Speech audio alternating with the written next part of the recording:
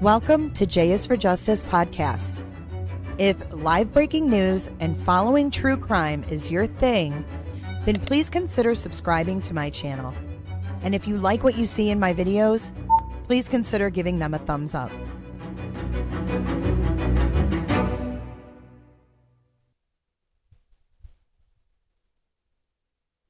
Hey guys, happy hump day.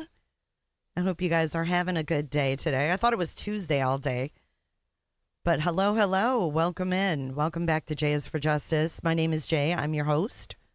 And you've got me makeup free, fresh out of the shower. I was a busy bee today. You guys would have been proud of me. I got a lot done. Spent some time with my family and everything else. So, hey, pretty hate. Yeah, jump scare on the screen. Oh, it's bad. It's bad. Hi, Harris. Hey, Sparks. Hello, Leo. Hello, Hexy. Thanks for coming in and moderating. Hey, Sister Sully. Faye is here. Becky, Kathy C. Who else is here moderating? Sexy Hexy. Cole, how are you, my favorite viewer? Pretty Hate Machine, Northern Beans. Oh, Robot's here. Good to see you guys. Best mods on the tubes. Shell is here. The mod boss is in the house. Shh. Don't tell her we were talking about her.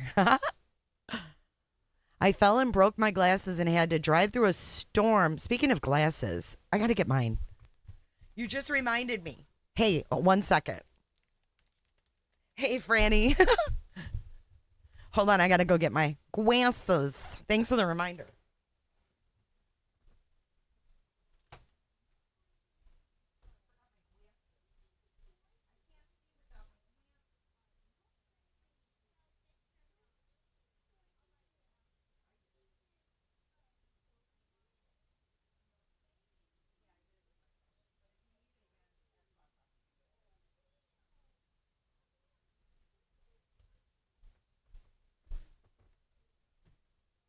I thought something was missing. Thank you, analyst, for becoming a truth seeker. Subpoena super fan as well. Shell says, I'm glad you're covering this case. Thank you. Yeah. We're going to get into it. Hey, Nicole, I want to welcome you guys in first.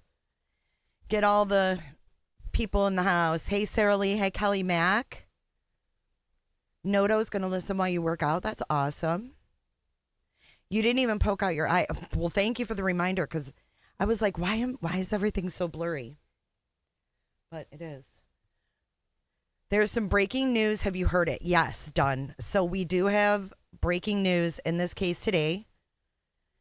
And we're talking. Okay, so let's go back to the beginning. This is probably one of the most disturbing cases of child neglect cases we've seen in years. Hey, Glass Evidence. Good to see you. Yeah.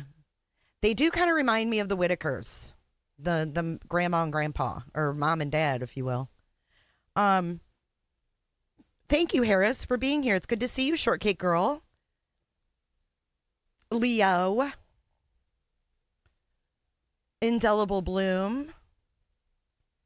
Nicole P. Chelseasaurus Rex. Speaking of Chelsea's, I got to ask you guys something. Have you guys ever heard of this case real quick before we start while I'm cleaning my glasses? How many of you guys watch Cece Suarez? Or have watched her?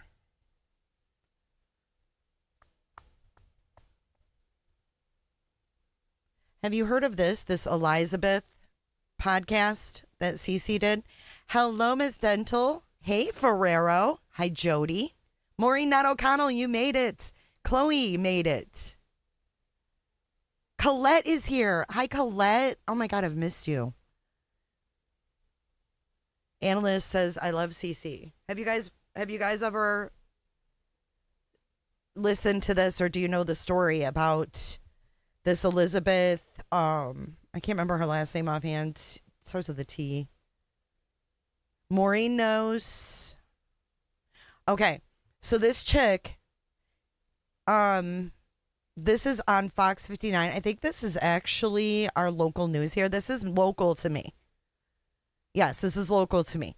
So this woman was once known online as the Cupcake Mom, and she's expected to plead guilty to wire fraud after authorities said she faked cancer and conned people out of more than $1 million. She said she had cancer more than once. She claimed to be a doctor, business owner, and the daughter of a Canadian oil tycoon. It's like some crazy-ish. And her name is Elizabeth Teckenbrock. Elizabeth Teckenbrock. And Cece has covered this for 2 years.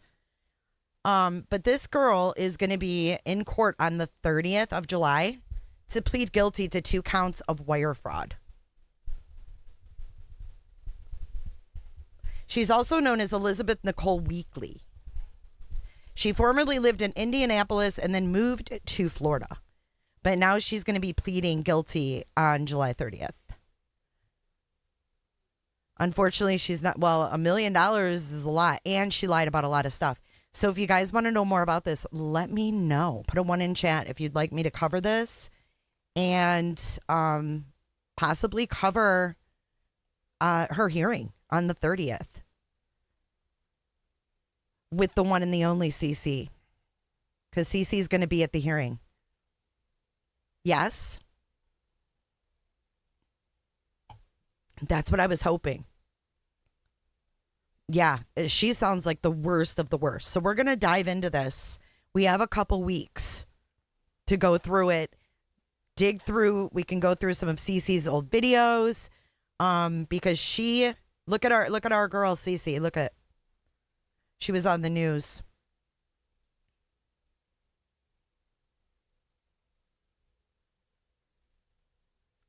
Hey, Beans. Hey, Mississippi. You guys say yes. All right. No poll needed. We shall do it. We shall do it to it. All right. So, yeah, this is a really disturbing case, man. I know a lot of you guys are pissed. Yes, we'll do it. Okay, so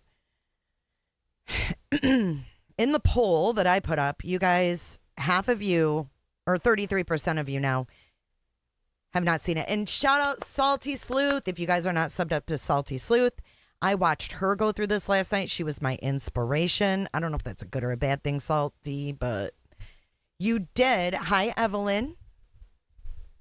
Hi, Evelyn. But Salty went over this last night, and she inspired me to cover it. I was like in there, and I was like listening. I'm like, girl, you're like the only one I can listen to talking about this right now, because I don't know how I feel.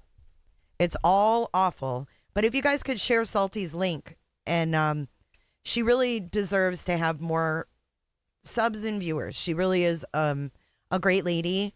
She's very fair. She looks at all sides. She's a cool chick. Plus, she's in Florida too, like me. So, you know, what can you say about Florida girls? Thank you, Ivy League, for 1 month. Love your true crime. Thank you for being here, girl. Thank you for your support. And I hope you are doing well. No, I really appreciate Salty. I was like, I can't be anywhere else to hear the deets of this, because I've had it saved in my watch later since it happened, and I just couldn't bring myself to watch the first press conference because I thought it was so awful. I'm like, oh my God, I don't even know if I can go there. Like, I saw these people, I heard 16 kids, and I'm just like, oh my God, I can't. But I'm very appreciative of you, Salty.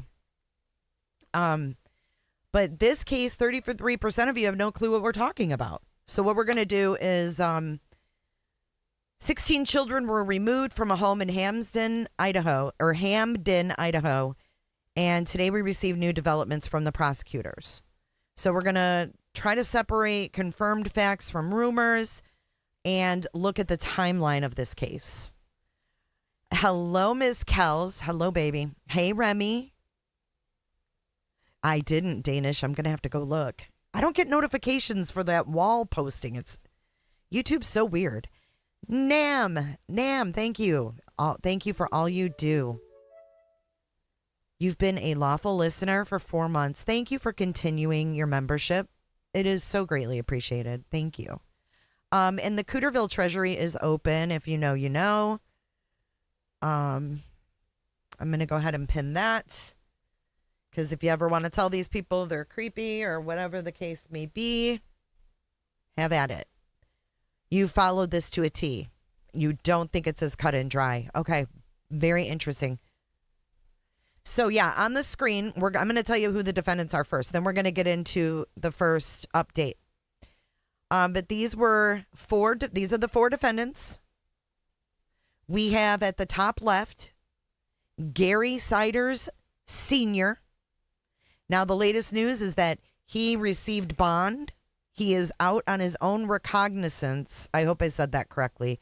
But he's out on his own recognizance because he fell. I don't think you need your tinfoil. You might need a barf bag, but I don't know about a tinfoil. But, of course, chat, correct me if I'm wrong on anything. If I miss anything, you guys are amazing. Just throw it at me, okay? Hey, Casper. Good to see you. Well, he fell. Yep, Pawpaw fell down. So he's currently getting medical treatment, and he's out on bond, his own bond. And then next to him is Christina. She is, I guess, his wife. But what I'm confused on, and maybe you guys in chat know, is Christina on the top right, is she the heir? Because that home they live in is in a trust. So was she related? Because there was an old woman who lived there that died last year. So that kind of blew my mind. I'm a little confused on the person whose name is on the trust, which I have right here. It's in the deceased woman's trust, but they were living there. So I don't know. The landlord died and house went into a trust. The trustee was the landlord. So the woman wasn't living there. Because at first I was like, oh my God, if we have a whole nother element. Because she was 93. She was 93. So I don't know how they found this rental or whatever. But let me show you the owner of that house. Oh my God, she's adorable. You guys are going to love her. I found her obituary and she's just the cutest. And I thought she cannot fit in with these people. This woman is absolutely amazing. Oh, sorry, she was 91. And she died April of 2025. Bless her heart. But she was a really cool lady. Like, she had her bachelor's. She was a teacher. She was a substitute teacher. And then she was a real estate broker. She was a clerk for the village of Hamden. She was a substitute postmaster and a member of Saints Peter and Paul Catholic Church. And she just looks sweet as can be. I know, she's so cute. So anyways, that was how I found her, was because the home, I was like, who owns this house? Well, it turns out that it was her. And now it's in a trust. So I was like, okay, I'm so glad that we don't have another element of an elderly person living in this house. Oh my goodness. Okay. So with that out of the way, on the bottom left, let's get back to our picture. And I have so missed covering cases, man. On the bottom left is Gary Siders Jr. He's the father. I'm not sure if he's the father of all 16 children. We're not sure about that yet. But he is charged with 16 counts. Actually, all of them are charged with 16 counts of child endangerment. But what's interesting about Junior is that he's the one that had a separate indecent exposure allegation that were being investigated around the same time they found the kids. Then on the bottom right, we have Elizabeth Siders. So this is his mom and dad. Junior, that's mom and dad, I believe, as far as I know. Okay. She is believed, though, to be the biological mother to all 16 children. And there's 2 more twins that we found out confirmed through public records today. Salty says DNA tests are underway. Thank you, Salty. She's also charged with the 16 counts of child endangerment. Her attorney has suggested she may herself have been a victim of long-term isolation or abuse, but that has not been established by the investigation yet. Yes, we're going to get to that, Remy. Thank you. I'm going to pin that, actually. Thank you, Casper. I'm glad you're here, and your dog is freaking adorable. I'm going to leave that pinned. So, yeah, that's how she got to be married to him. I guess I'll just read it now. Gary Jr. married Elizabeth in West Virginia when she was 15. He was 18. Her parents signed over to marry him. She's been pregnant for years. She's currently 33. So in the very beginning, though, I think she was like 13 when she first got pregnant. And done. What am I missing? So anyways, we're going to watch the latest press conference. Let me know what came out since, because this is 6 hours ago. And then we will start over from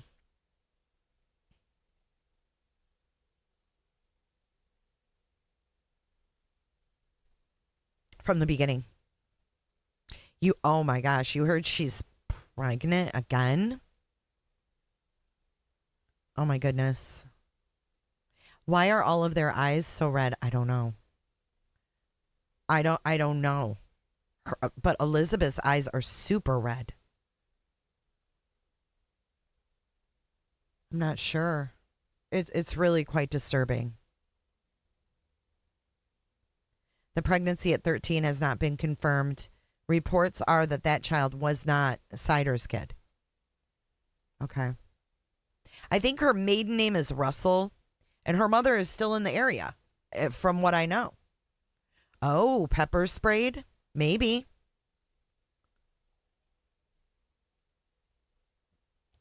Hey, Heather. Tobin says, I feel like their eyes are red because they're irritated from the conditions they were living in. Maybe. Yeah, the oldest girl is 18. But here is the latest from today, 6 hours ago. We're going to watch this. Then, like I said, we will break down from the beginning and go through this case. Thanks for being here. Oh, please hit the like button as well. Vinton County. Any minute now, the Vinton County prosecutor providing an update right now. Take a listen. A couple of points that needed to be addressed. First, the Siders cases, they are Vinton County cases. We have appreciated the support of the state and the Ohio Attorney General, but they continue to be Vinton County cases, and all decisions will be made. This is the prosecutor. The Attorney General did offer assistance. And Thank has you, agreed to Bloomy. provide an assistant AG. Her name is Kara Keating, and yesterday motion was filed to have her appointed special prosecutor to assist me in the prosecution. Let me turn it up. Annika Collins, who is a Highland County prosecuting attorney, I also filed a motion to have her appointed as a special prosecutor, as she was an old colleague of mine when I worked in Highland County. Both of these women are outstanding prosecutors with extensive experience in child cases, and they will do nothing but help our team progress through these cases. The other thing, finally, on that point is, for the taxpayers, these special prosecutors come at no cost to Vinton County. They've either volunteered or they're being paid by their respective offices. Point number 2, I think most of you are aware now that Gary Siders Sr., the older Gary Siders, was provided with a bond today, an OR bond. Let me explain the circumstances around that. First, let me stress, the community is not at risk because of this bond. Yesterday, as you all know, the cases were scheduled for preliminary hearing. During the transport, Mr. Siders fell and had a medical issue that required treatment and assessment. O'Blennis Hospital was where he was taken, and it was determined at that point upon some tests that O'Blennis did that Mr. Siders Sr. has a serious medical condition that requires specialized care in a hospital outside of this area. Practically, and I don't know if you folks know this or not, but when defendants are housed in county jails, it is the county's responsibility to pay for the medical care. Prisons are for defendants who have been convicted. Then the state pays for it. But he's still an innocent man that has not been convicted yet. So the county was going to be on the hook for his medical care. And again, based on the information that we were provided, his medical care could potentially bankrupt Vinton County. We were not going to put that burden also on our local taxpayers. And so it was agreed that we would do a recognizance bond so he could get the medical treatment that the doctors say he needs, and won't cost the county that money. If he's released from the hospital, he will then be equipped with a GPS monitor. Also, if you haven't already noticed on the docket, his defense attorney did file competency motions, as I'm sure you have noticed from the proceedings in which he's been present. There's certainly been some issues about his ability to go forward on the prosecution, and so his defense attorney decided to file those motions to have him assessed. That is all that I have at this point. I'm willing to answer briefly questions related to that. I will stress with you, our office has specifically not addressed the factual nature of this case because it is still under investigation. There's a lot of information still out there, and in fairness to the defendants, particularly to the victims and to the community, we're not releasing information until it's appropriate to do so. Again, having said that, I'll address whatever questions there might be. Yes, ma'am. Some of your seniors attorney had criticized comments made by your office and state officials saying you were trying to try the case in the court of public opinion. How did you respond to those comments from the attorney? Mr. Baum filed a second response and indicated the comments were not made by me. And I made that clear. If you go back and review the comments that I made, I simply laid out what happened in court and that it wasn't human trafficking because that was a major issue to the community, and I wanted to make sure they knew this was not human trafficking. What type of expensive care does Gary Sr. need? What kind of test, what kind of care is he going to? You know that that's a HIPAA issue, and that's not anything that I can address. Elizabeth's attorney has expressed concerns that she could be a victim in this case. Is that something her office is looking into? According to her attorney, she's not a victim. So we'll let him decide how he wants to address his representation of her. Wait, what did he say? Did he say according to her attorney, she's not a victim? Yesterday he was like, I'm not sure. According to her attorney, she's not a victim. So okay, he said not. So as of today, this guy's saying she's not, but I don't know if they've been able to investigate enough. let him decide how he wants to address his representation of her. I'm sorry, ma'am. No. Are there any questions about the mental capacity of the other suspects? Capacity? Yeah. Again, that's up to their defense attorneys to whether they want to go down that road or not. So that's a better question for them.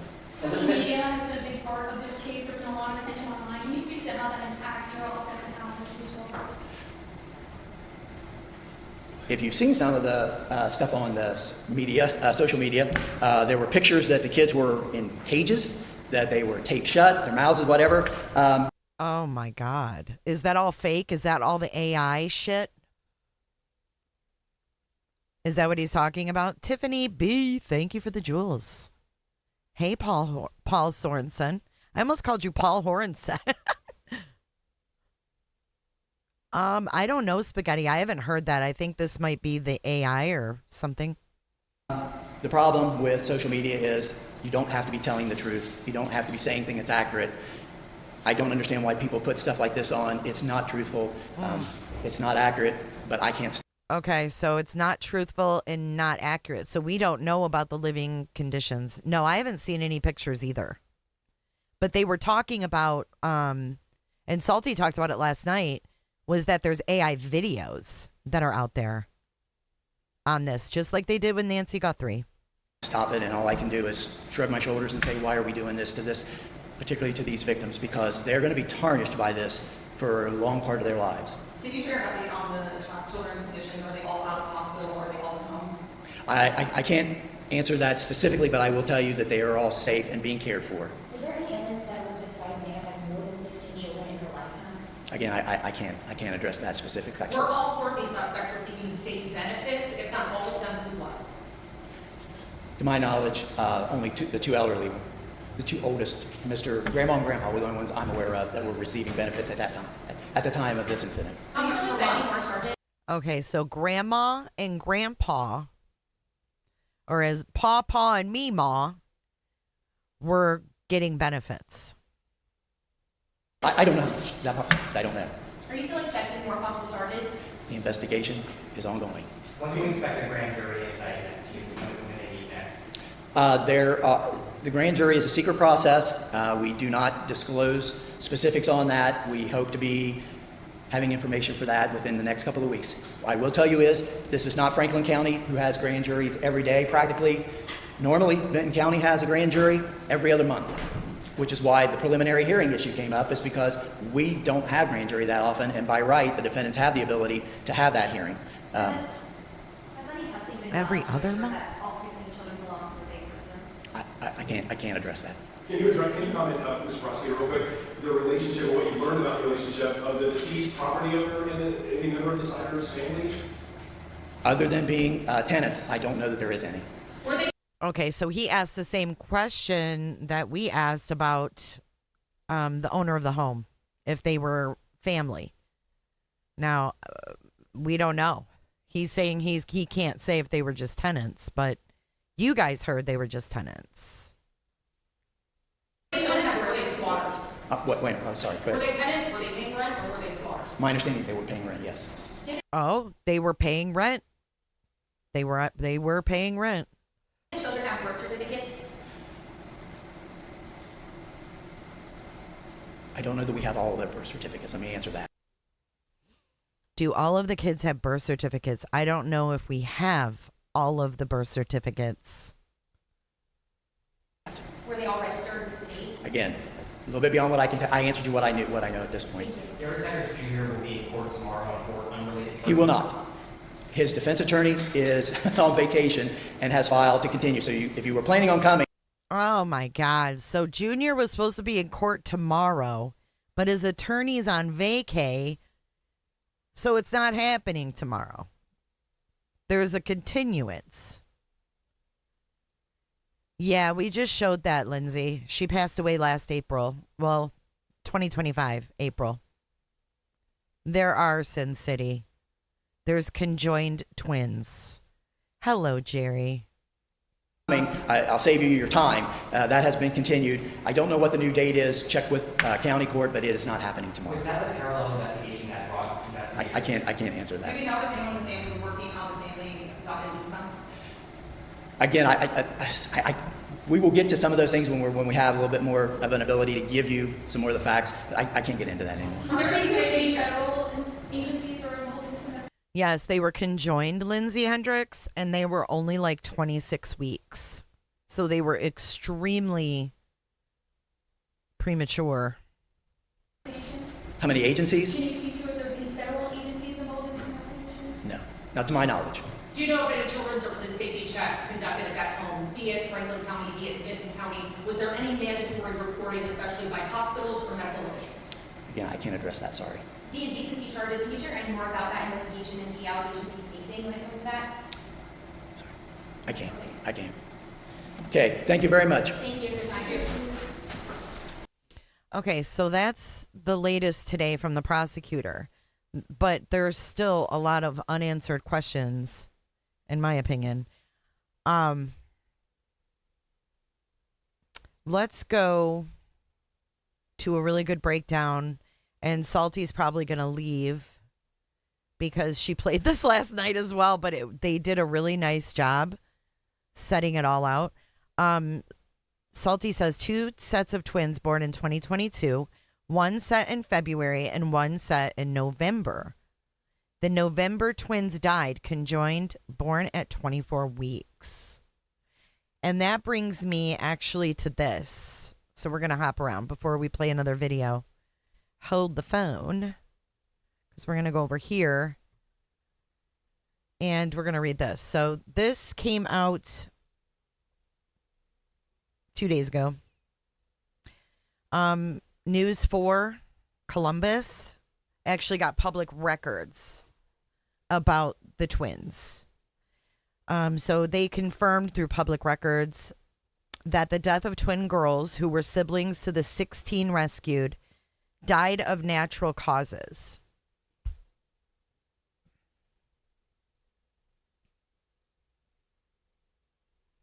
Rumors have flown wildly online regarding the family, including rumors regarding a headstone in Hamden that displayed the names of two girls, Bailey Lee Siders and Faith Lee Siders, who both were born and died on November 20th, 2022.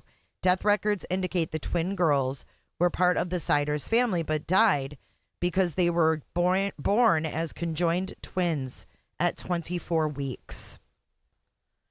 According to birth records, Faith and Bailey were born on November 20th, 2022 at Riverside Methodist Hospital in Columbus. So she actually went to the hospital. Cause of death lists respiratory failure. Poor babies, because the twins were born conjoined with, quote, extreme prematurity, estimated to be 24 weeks. The records show the twins were thoracopagus conjoined, meaning face-to-face at the chest and upper abdomen, typically sharing vital organs. That is the most common form of conjoined twins, and they have a dismal prognosis, non-operable cases resulting in near 100% death rate. And operable cases only have 50%. Birth records show the twins were born to Gary Jr. and Elizabeth. NBC4 has obtained birth certificates for 4 other children, including the oldest and youngest. All obtained birth certificates list Elizabeth and Gary, the Jr., as parents. NBC4 is not naming any children that are alive to respect the privacy. And then it says, although records and conversations with officials, attorneys, and a family member indicate Elizabeth and Gary Jr. are likely the parents of all 16, NBC4 cannot definitively conclude the parentage of 12 of the children. Rumors online also claim the children were born at home. That is incorrect. For at least some of the children's records show Bailey, Faith, and at least 4 others were born at hospitals in Central and Southeast Ohio.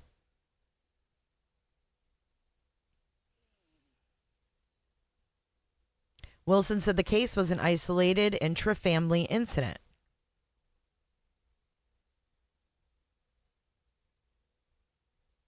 Other details are scarce as it's an ongoing investigation. Wilson said the investigation will take time, in part due to a lack of communicative ability from many of the alleged victims.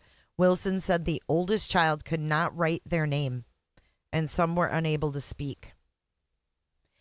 So with that being said, they were supposed to be in court yesterday. They all 4 waived their preliminary hearing. They got married in West Virginia. I wonder if any kids born there.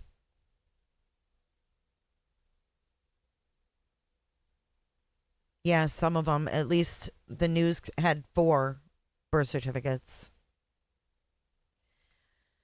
Yeah, I see. That's where I'm just like I'm reserving an opinion on Elizabeth until I know more, because I can't imagine being 15, getting pregnant, and my parents taking me over state lines and marrying me off and being like, bye. However, was it illegal? Was it illegal for her parents to do that? I don't know.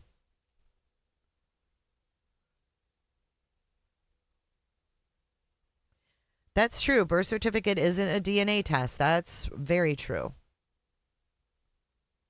They only went to Virginia to get married because of the laws.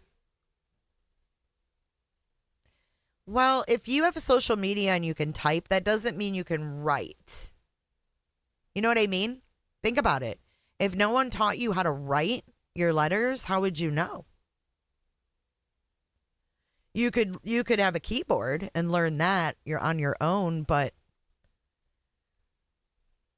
hey, Rollins, good to see you. Hey, Lisa Discovers, good to see you. I just think that they never took the time to teach them how to write. Like if you said write your name, I don't think she'd know how to do it.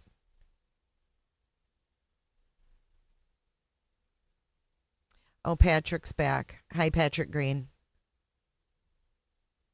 But she's 15. The guy's 18. Parents take her over the state lines to get married. And then what? Was it illegal for them to do it? Totally immoral for them to do it.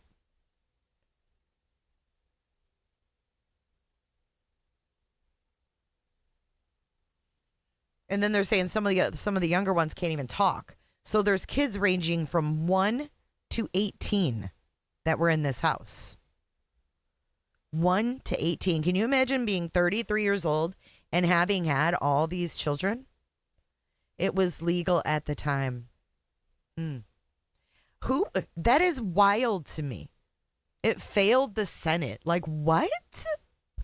Why do we need to keep this going? What is going on, West Virginia? How would it fail the Senate? Like, that should be a no-brainer. Kind of like New Mexico in their sex offender law or whatever that was weird, that had Epstein over there with his ranch.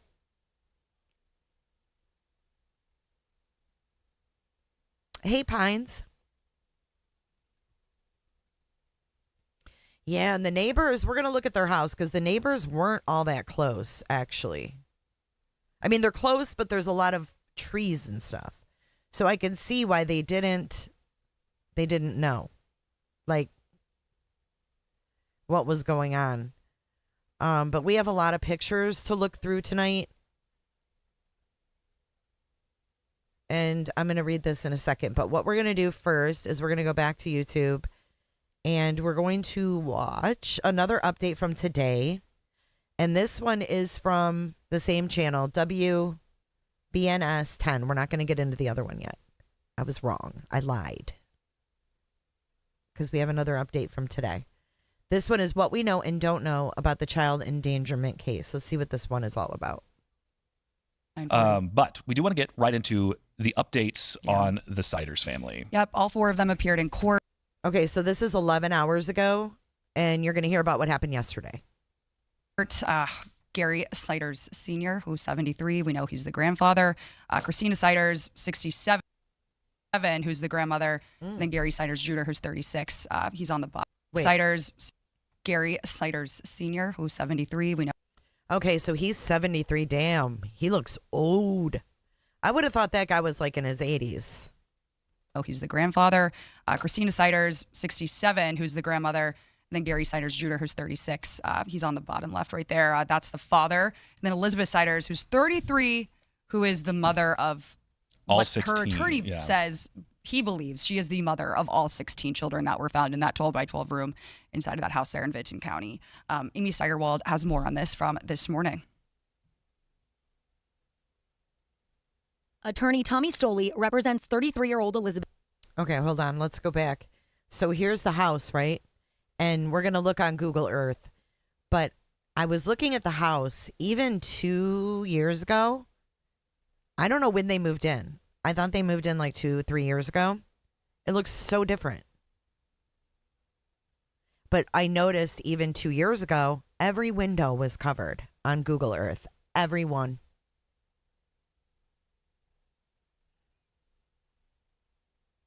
Attorney Tommy Stoley represents 33-year-old Elizabeth Siders. He is asking a judge to lower her bond. Stoley confirming he believes Elizabeth is the mother of all 16 children found in the Hamden home last week. I have previously stated that she does not necessarily characterize herself as a victim, but the investigation from the prosecutor's office, the investigation from my office is still ongoing. West Virginia records show she married Gary Siders Jr. in 2008 when she was 15 years old. Siders Jr. was 18. As the investigation into her and 3 other Siders family members continues, Highland County prosecutor Anika Collins tells 10 TV she has been appointed special prosecutor in this case. Details surrounding the timeline for the case are unclear at this time. We are looking easily, probably a year or more before this case will work out. But former Vinton County prosecutor Jim Payne offered his take on how the legal process could play out. Payne does not have inside knowledge on the case, but because of his experience, shared what could come next. They have to make sure that they get all the evidence that's available so that they can provide a proper defense for their clients. Payne expects each of the 4 Siders family members to be tried separately and says that was yesterday, Pretty Hate, but then he hadn't visited her yet. So these attorneys were doing interviews before they even met their clients. You know. Hello, Miss Lori C. Hi, Crystal. Crystal Beaver Gaming. I love your name. Jurors may have to be pulled from outside Vinton County. Yeah, okay, so if you look at this aerial view just really quick. And says jurors may have to be. Here's the house. This is a good gauge of the neighbors. So you have the house here. And then you have a neighbor right here. But there's all these trees and stuff. And then there's trees right here. And then another house here. And then on this side is the railroad tracks of their road. Be pulled from outside Vinton County.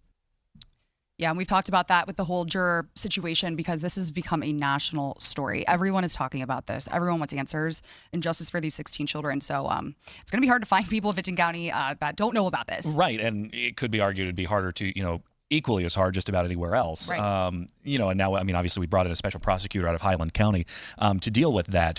No, I think they only moved like 3 different places over all these years. But yeah, the one attorney said that we're probably looking. Well, it was the former Vinton County not the state's attorney, Vinton County prosecutor. We call them prosecutors here. We probably won't see this go to trial for another year and a half at the earliest. It's going to be so tangled. I think for the next months just to figure out what exactly happened, this backstory. It's something that we're still trying to figure out because obviously, as Amy mentioned in there, we looked at marriage records to try and figure out. How did we get this get here? Way So back. We know she had her first child at 15. Right. She was also married to 15. Gary so at 15. When we started looking into this last week, because let's remember, this is a case that in my mind has been going on for months, but this just started last week. And Carla and I started digging into some of the public records that are available out there, and we knew from some information that was given to us by family that the two crossed the border and got married in West Virginia. Well, okay, there's a handful of counties that border right there across from Gallia County. So I managed to find their marriage record in Mason County, West Virginia. They were married March 31st, 2008. At the time, Elizabeth was 15 years old. Gary Jr. was 18. And that's all according to that marriage record there. So, people are probably scratching your head. You can't get married at 15. Well, at the time in West Virginia, you could. West Virginia, for the longest time, and still to this day, has a... We need a banjo. Near.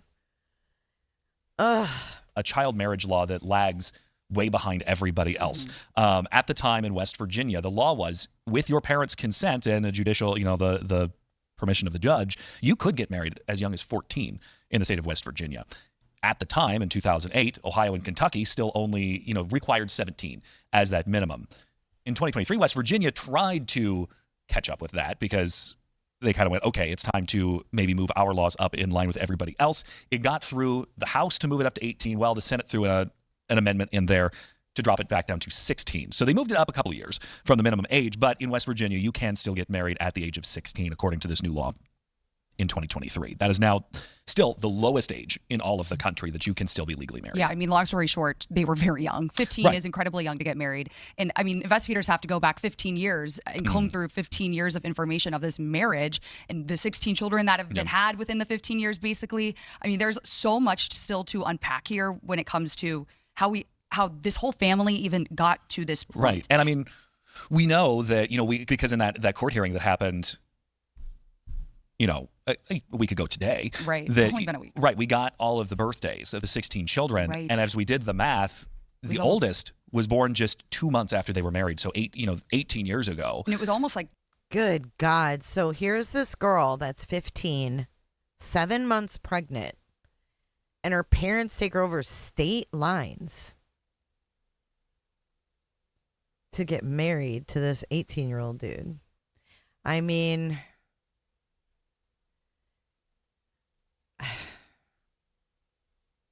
If I don't know, he's more her age. I didn't know, when I first saw this case, I thought maybe grandpa was the dad, and I was like, I just can't. I can't. Hello, Ember. Good to see you. not that I think it's okay, but like her parents obviously didn't have the moral compass to do something different, but he's 3 years older than her. Like, you know what I mean? I thought this was like Pawpaw was doing the thing, and I was like, oh God, I just can't. But yeah, the West Virginia thing. It's a Southern thing. Oh, shit. I thought that was a perfect soundbite for that moment. It's not being confirmed, Robat, that she was 13. It's being confirmed. Nice nails, by the way. They're beautiful. It's being confirmed that she was 15.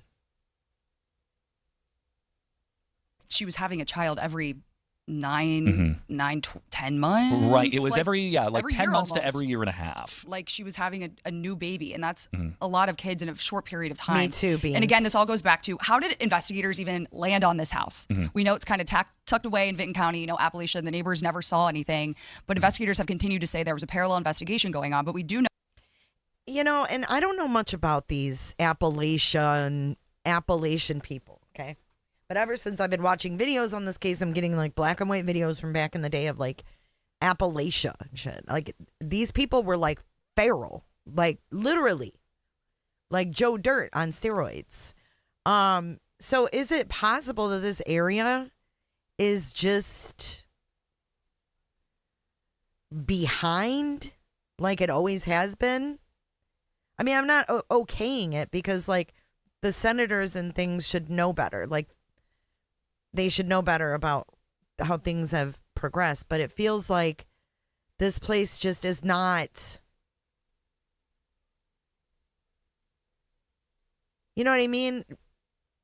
Like it's just a generational thing. I'd like to know if there's other people that have 16 kids around there.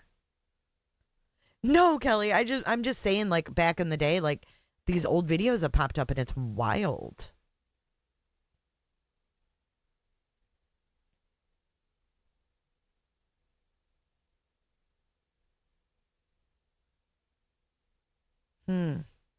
It's a way of life there in the hollows. Hollers? Yes, this goes on all over the country. Know that records from Vinton County, they say Gary Siders Jr., he was charged with 4 counts of public indecency, and it was all kind of in the same week, May 23rd, May 27th, the 29th, and the 31st. And court records say that he exposed himself in public. So we don't know what exactly, again, led investigators to the house, to that room to find those 16 children, but they ended up there, and then they found those kids, and now it's like they're, having to backtrack and figure out. Right. I mean, I understand hearing stories of back in the 50s and 60s, 40s, but the Turpins, I kept thinking of them too. Hi, Crimology. Hey, Was. What's up, Grain? And Debbie, good to see you.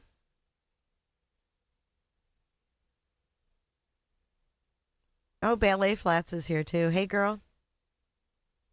How we even got to this point. So they're being very tight-lipped about things. Obviously, this is still an ongoing investigation, and now court proceedings have already started. But I thought we would learn more from this preliminary hearing that happened yesterday. I don't think we really found out, too much. Like nothing very alarming or new. But I mean, they're still on bond for $300,000. Yep. We know Elizabeth, her attorney's basically believing that she might be a victim in all this and was asking for a lower bond. I don't believe that was granted. Right. And then the attorney for Gary Siders Sr. is also asking for a bond reduction, basically citing incompetence. Well, we know that he got out, so he's out and hospitalized. Like, I can't hear. And then finally she got that out of them. And then just another thing from that, hearing that happened when they first appeared before a judge, like virtually that we were watching in the newsroom, Elizabeth started to say something to the judge. And we couldn't hear exactly what she said because it was on video, it was virtual. But the judge immediately interrupted her and was like, you have a right to remain silent. I really wonder what she was saying, what she was trying to get across to the judge in that moment. Yeah. So, I mean, yeah, there's a lot to unpack there. And, some of the details that we've talked about too is, the empathy really is with these kids because everybody wants to know, one, how can we help? And two, what's going on with them? We know that they're being placed into foster care. We don't know when and where. We'll never find that out. And they need serious care. I mean, the investigators were saying how the 18-year-old couldn't write their name. They don't know how to speak. They've never been to school for the most part. I mean, describe them as livestock was kept better than this. Right. So it's hard to even imagine what state they're in now, because now they're pulled away from each other. They have to be. Yeah. They don't have their. I don't know if he was flashing himself or if this Junior guy, and I'll show you him again. This is Junior, bottom left. Good God. The dad and his wonky eye. But he got the indecency. What was it? Indecency. What was it? Public indecency. What if this guy was like, okay, I hate to bring it up, but remember Seth Rogers said he would walk around naked?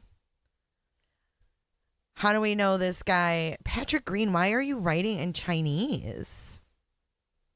You're going to get yourself blocked, dude. This is not a joking matter over here.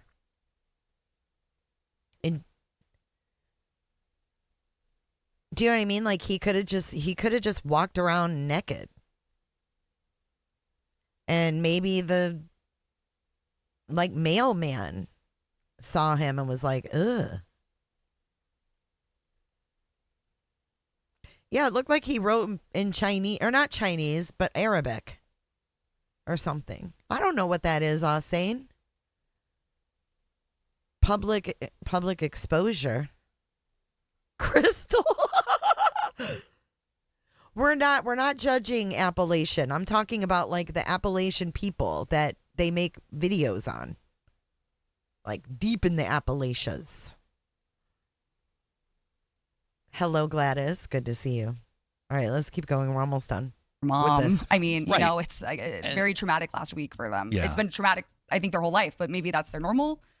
It's just sad. Right. And I mean, we look also, too, at some of the background of the parents, too. And I'm going to go ahead and cite the CBS affiliate out of Huntington here, WOWK. You know, they Shout went and out. pulled a little more of the marriage records out of Mason County, West Virginia. And in that, they Mason found County. that Elizabeth she only completed 8th grade. Gary Jr. completed 9th grade, which is your first. Oh, Jesus Christ. Well, we knew that was coming. I want to know what the parents, if they completed their grades. Dude, I can't watch the Whitakers either. It's, I just can't. Sorry, it was Arabic or something, Austin. Yeah, there's 4 different offenses, 2 on the same day. So yeah, that's someone asked what county they got married in. Mason County, West Virginia. They found that Elizabeth only completed 8th grade. Gary Jr. completed 9th grade, which is your freshman year of high school. So those two, that was when they completed school. And the addresses listed in the marriage record, they grew up 2 houses away from each other. So, we're kind of getting a little bit more background into how this all started. And I mean, we knew they were Gallia County, Gallipolis area. So, yeah. So we don't. How do we know he was peeing off the porch? Who said that? We know the family has multiple ties to different counties. We know that, the Gallia County area then kind of hopscotched around. We know there's ties to West Virginia, Wisconsin, but also back here in the state of, Jackson County, Pike County. Oh my God, Wisconsin. I wonder if they know the freaking Harrers. Candy Harrer. Oh my God. It was reported today. All violets? Hold on.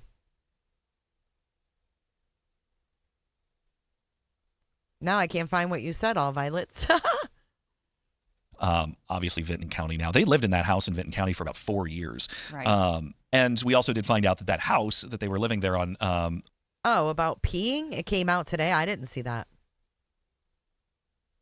You sure can, Sparky. God bless What? America. The documents under seal, said Salty. We don't know what he was doing. All we know is the charges were indecent, public indecency or some shit. And we have no confirmation of the being 13 and having a baby either. We're trying to dig through and stick to facts and not rumors, because that stuff can't be confirmed. Omer Street is currently being managed by a trust. Oh, look, Patrick came back as Debbie, panties in a bunch. I think he was at Burger King outside peeing. Greek town, dude. Debbie, Patrick, tomato. The woman who owned it passed away sometime last year. And since then, it has been held privately, by a trust it doesn't appear to be in the state. When we looked at land records of it, that trust is based out of Nevada, right. I believe somewhere way out west. And as we've talked to folks down in Hamden and MacArthur, people are like, we didn't know people even lived there. No, the neighbors are absolutely shocked. I mean, Libby has interviewed the neighbors. Carla's been down there. I mean, all of their sound is very similar in the sense of like the disbelief that there were 16 children living in this house. Because if you've seen the house, it looks like it was not suitable for anyone to be living in. Wow. So the neighbors had no idea there were children living there? The fuck?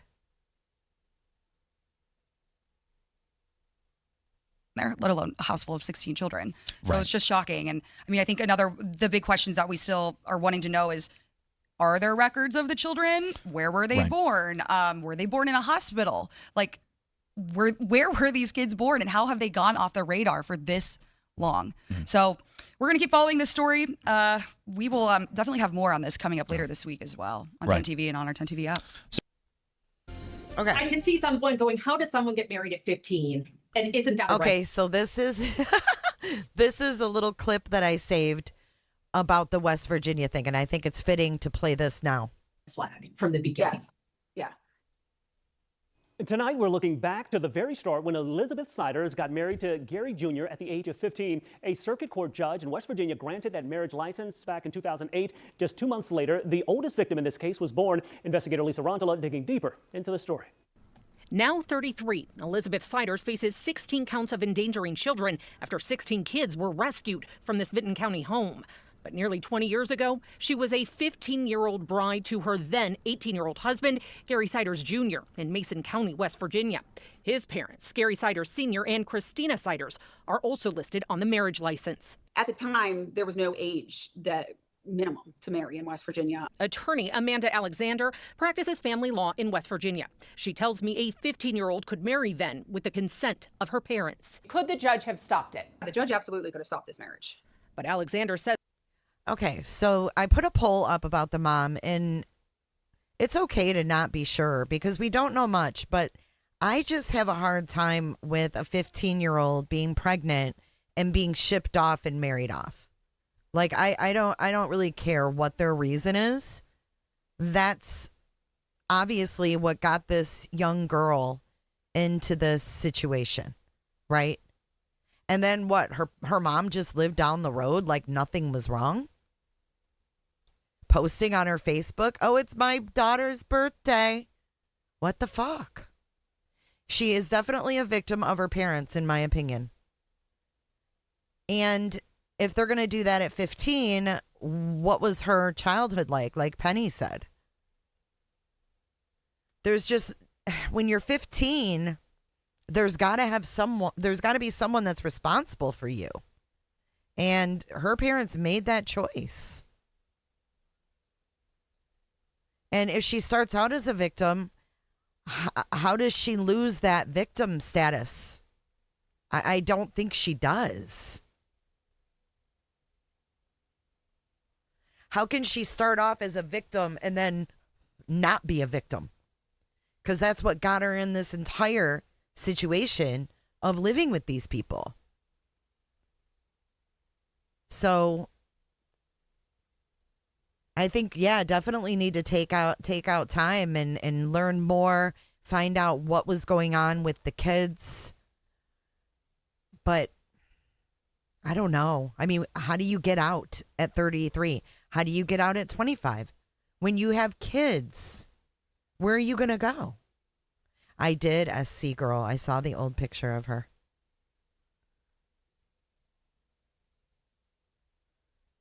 I don't know. It's all she's ever known. I mean, how is she supposed to get out? Leave her kids and go by and leave the kids there? I just don't know, man. I need to know more. Definitely need to know more. She needs help, though. She needs help. She definitely looks broken. But in the old pictures of her, she's blonde. She looks happy. She looks like she's doing fine. Yeah, she's really pretty. But let's keep going. We'll finish this West Virginia thing and we will move on to the next thing. As the law did not state the court needed to investigate. I would want to know the relationship between the two. I'd probably want to interview, or at least the point of guardian, I'd like them to interview the bride separately. Fast forward another 15 years. Lawmakers in West Virginia introduced a new law to increase the minimum marriage age to 18, no exceptions. However, that's not what passed. Senators changed it to age 16 with parent and court consent. And the age gap between spouses should be no more than 4 years. Again, no requirement for a court investigation. Should you be asking those questions as a court to make sure there's no victimization? Absolutely. And since the oldest victim in the Siders case I'm checking was born right now, after analyst. Elizabeth and Gary Jr.'s marriage when Elizabeth was 15, and the next victim was born when Elizabeth was 16, I asked investigators last week if Elizabeth was also a victim. Did Elizabeth Sider birth any or all of these children? And is she a victim herself? That is all still part of the ongoing investigation. At this time, we can't continue on that. And that is where Alexander tells me she sees more cracks in the system. Did she receive prenatal care as a minor? How many children did she have as a minor? Those are things that, did Job and Family Services look into it at that point so that we didn't get to a point where there were 16 children living in the basement. On your side, I'm Chief Investigator Lisa Rontola.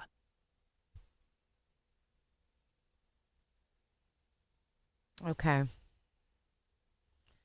Hold on.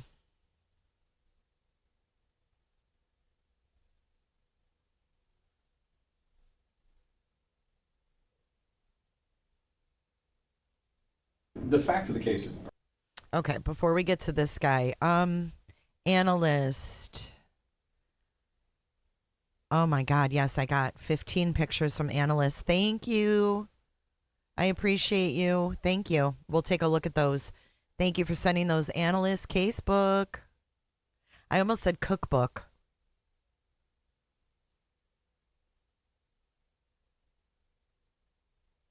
Sherry Rollins sent me the Whitakers. Okay. Let me get out of the email. Thank you, analysts, for sending those. Appreciate that. Opal Sisk coming in with 4 months. Thank you for being a truthership keeper for 4 months in a row. Thank you. I appreciate you, and it's good to see you here, Opal. What was I going to do? Oh, yeah. We're going to go to this article. I'm going to read through this with y'all. Let me come back here. Turn this off. Turn this on. Wax on. Wax off. Thank you for being here. If you haven't hit the like button, please hit the like button now. It does help get my videos out in the YouTube arena. Snazzy, thank you so much for the $20 super chat. Snazzy Trinket says, Jay, my mother was pregnant with me at 12. Married off at 13. My mom didn't leave until she was in her mid-30s. Fortunately, I had good family support as a kid. I feel she obviously didn't, and the pattern wasn't broken for her. Wow, Snazzy. I did not know that. 12. Oh, my goodness. Well, guess what? You are an amazing human, Snazzy. You really are. And I hope your mom's doing okay. Whoa, really, Evelyn? Evelyn says no minimum age to marry in California, New Mexico, and Mississippi. That is hard. That is really hard. I know 12 is a baby. Oh my goodness. We love you, Snaz. Thank you for your support too. I appreciate you. Whoops. Whoopsie daisies. Okay. Ugh. There's old man senior and then his son. And when I was looking at these photos, I'm gonna enlarge this. When I was looking at these photos of them, I know senior's old, but Elizabeth also has bruising, what looks like bruising, I should say, around her one arm that we see, but he has marks. I mean, I guess that could be from wearing a watch and just being old.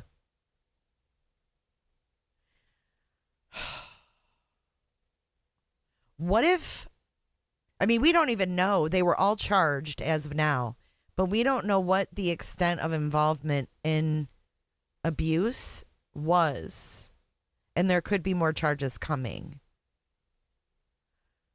But look, he doesn't have any bruise on him, but he doesn't look right. Junior does not look right to me. Like, he reminds me kind of the look of like Stacy Wandra. Only lower IQ.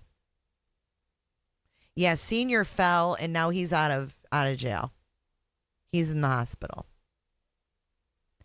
But he just does not, he doesn't look right to me. Leo, I hope they do. Yeah, Stacy Wandra. Like that, I don't know. I'm not a professional, but they're very pale. I mean, we don't know if they're addicts. Oh my God, Janice, that's horrible. 10? Ugh. I mean, we don't know exactly what was going on, and there could be a lot more charges coming. Because child endangerment, for this magnitude of a case, I feel like there's going to be more. Hey, Belinda Buckner.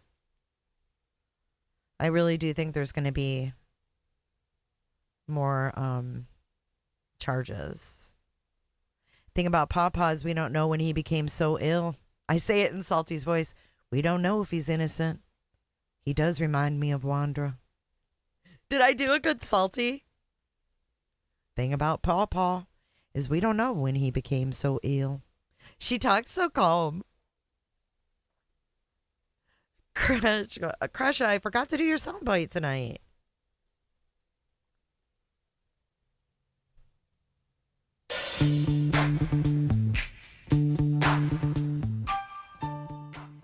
Yes, Danish girl. You heard from Gigi that all 16 kids were kept in one little room and were close to death. Yes, that's what on the news they said. If they hadn't been found in 24 hours, that they could have died. What's up, Shibs? I feel like they only got 2 Social Security checks, then they used her. Yeah, I don't know. I wonder if they took a lot of devices from them. Did they have a lot of electronics? I don't know. So let's read through this and then we'll discuss. Publicly available records provide minimal information about 4 adults accused of keeping 16 children in condition likened to a third world country and abusing them for years. Gary Siders Sr., 73. Gary Siders Jr., 36. Elizabeth Siders, 33, and Catherine Siders, 67, are each facing 16 counts of felony endangering children in Vinton County Common Pleas Court.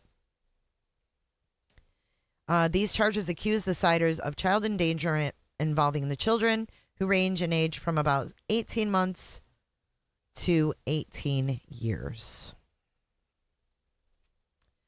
And then there's a picture of the house with the crime scene tape around it. The filings against the Siders do not detail specific allegations. Each charge is connected to a specific child who is identified by their initials and date of birth. The language used by prosecutors to detail the charges is language taken straight from the Ohio Revised Code. Ohio Attorney General Andy Wilson and Vinton County officials said the children are believed to have lived in an approximately 12-foot by 12-foot space inside the 5-room wood frame home where they've spent the majority of the last 4 years. So they've lived there for 4 years. Interesting. And no one seemed to know that, like, the freaking landlord never came over. They never had to fix anything. Hey, DNA swab.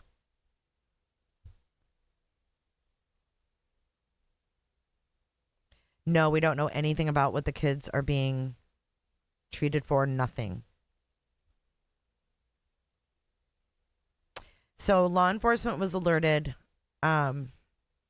because Junior had the indecent charges. They put a warrant out for his arrest on the 30th, and I think went there to arrest him, maybe found these children in the wake of a different thing. But you got to think about it. They had a warrant for his arrest and went to his house, unbeknownst to him. Went to his house to arrest him and found these kids.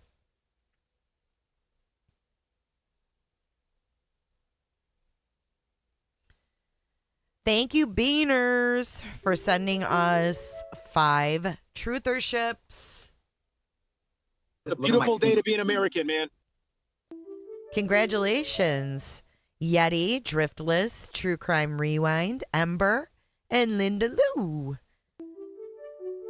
Cutting the rug at a place called the Bum. What is it? I was cutting a rug down at a place called the Jug with a girl named Linda Lou. I love that name, Linda Lou.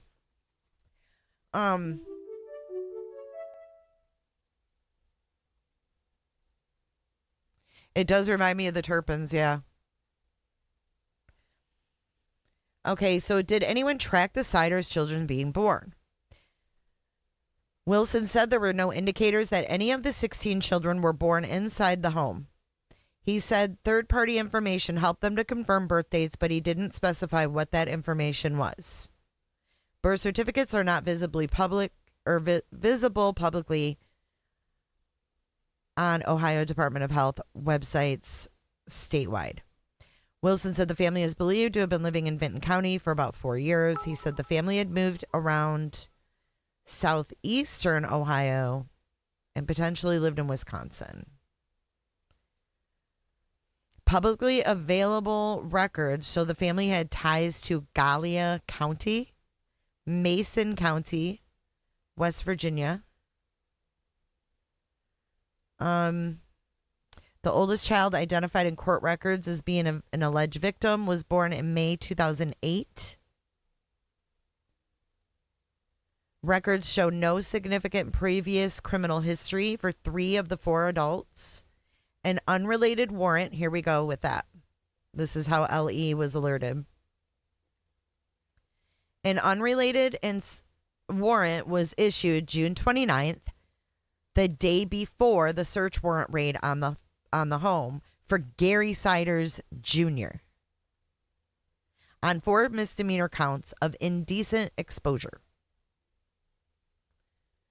accusing him of exposing himself 2 times on May 23rd and once on May 27th and 29th at the Omer Street home address to people not members of his household.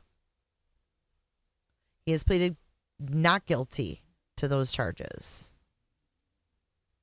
In 2017, Siders Jr. received a citation for not having a booster seat for his child.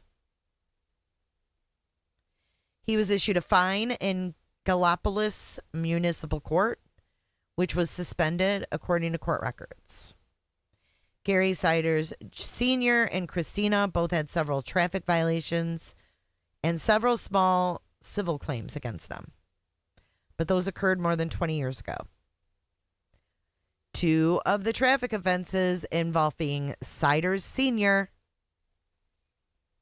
were convictions for driving under the influence. So that's Pawpaw. Pawpaw. Here, let's pull him up again. Pawpaw at the top. Got some DUIs. Elizabeth Siders has no documented criminal history at all.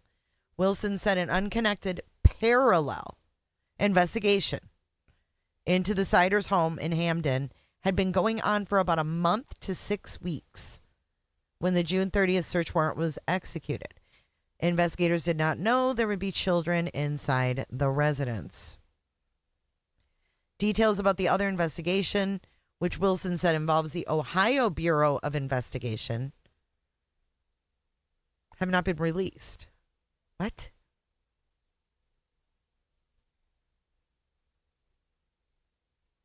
What? Floppy fins. Welcome in. Welcome in. Huh. The Ohio Bureau of Investigation. That's the OBI. Applications for search warrants and supporting affidavits filed related to those warrants have been sealed by Vinton County courts, officials told the Dispatch. So that is what we know, basically, in a nutshell. And I want to walk through this video because it is really informative. And by the way, this, again, is the lady who owned the house they lived in. She passed away in April 2025, and they were renting from her. So, cute, cute woman. All right, let's get this going over here. The first thing we're going to watch, I got a couple of vids we're going to walk through here. This is a first responder who rescued the kids. So maybe we can get, a breadcrumb or two out of this. Again, this is WSYX ABC 6 Columbus.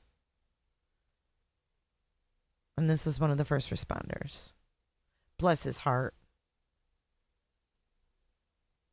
Okay, here we go. Oh my God. Good Lord. Well, I heard the Dollar General worker said that the smell lingered even after they left the store. How long did she say, Salty? Oh my God. Bugs. He said bugs in general. Ugh. Conditions, bugs get on the children and stuff, and they scratch and they bite and all that stuff. So. Oh my God. So they had bug bites. That's probably, you guys were probably right about that photo. Whoever said they had mites or something. Holy hell. God almighty. We need Scott H. Scott H., where are you? Because this is a lot. God. And then her mother's just posting on Facebook like, happy birthday to my daughter.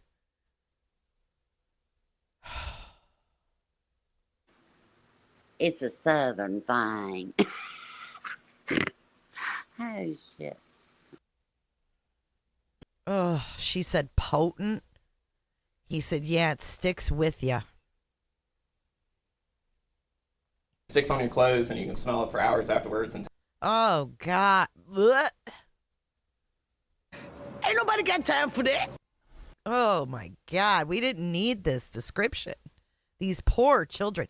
You know what? If anything else, we can rest our heads tonight knowing that these children are showered, bathed, and they're wearing clean clothes, and they're not somewhere where there's bugs biting them. And hopefully they're eating. Hopefully they're able to eat.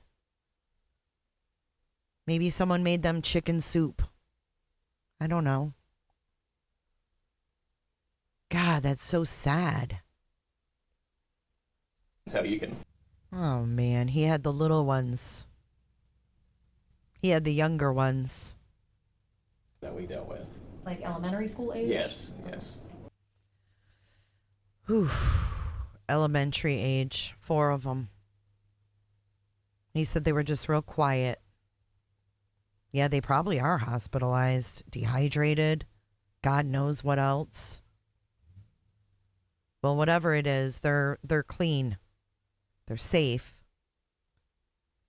Oh my goodness. And I say that you're married. I don't know if you have children. No, but just how did it make you feel to see children? The news is so exploitive. I see you have a wedding band. I don't know if you're married, but what did it feel like seeing children like this? How do you think it felt, lady? I would flip it around on her and be like, how do you think it felt? How would you feel seeing children in this condition? What a dumb question. And they always make people uncomfortable and capture it. It's so awkward. Why do they do this? Are they trying to be more like podcasters? Thank you, Snazzy. Snazzy coming in hot with 10 more. 10 more on the super chat. Hold on. Let's play you something here. Coming in hot, just like the fajita. Thank you so much, Snaz. Having the ability to love and foster parent children in need was my payback for all the love and support I was given after my mother left me. Loving foster parents are always needed. You are heaven sent, my girl. Heaven sent. Definitely. And you probably paid it forward a time or two within fostering. All right, let's get into this breakdown now. Where is it?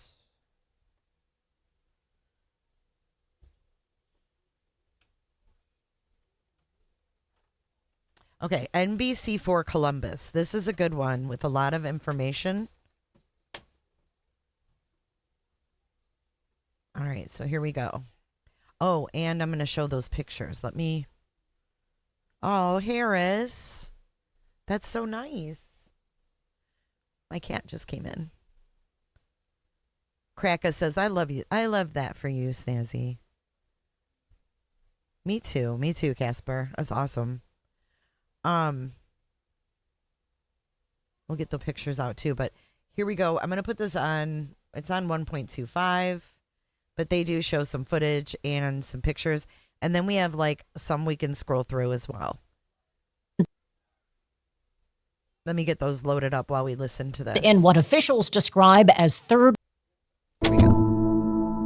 NBC 4. 16 children found in what officials describe as third world conditions, a term some find offensive, but investigators say applies to this house. Some of the children reportedly unable to speak. Others had to be sent to the hospital, at least one in very serious condition. You know, you've been like the third person that said that, Dukes. But let me see. I don't know if we'd know. Elizabeth Siders pregnant. I don't see anything in the news. Other than she's the mother to all 16. We don't need to give her one more. Condition. People in the village of Hamden in Vinton County tell us they're in shock, and family members say they had no idea what was going on.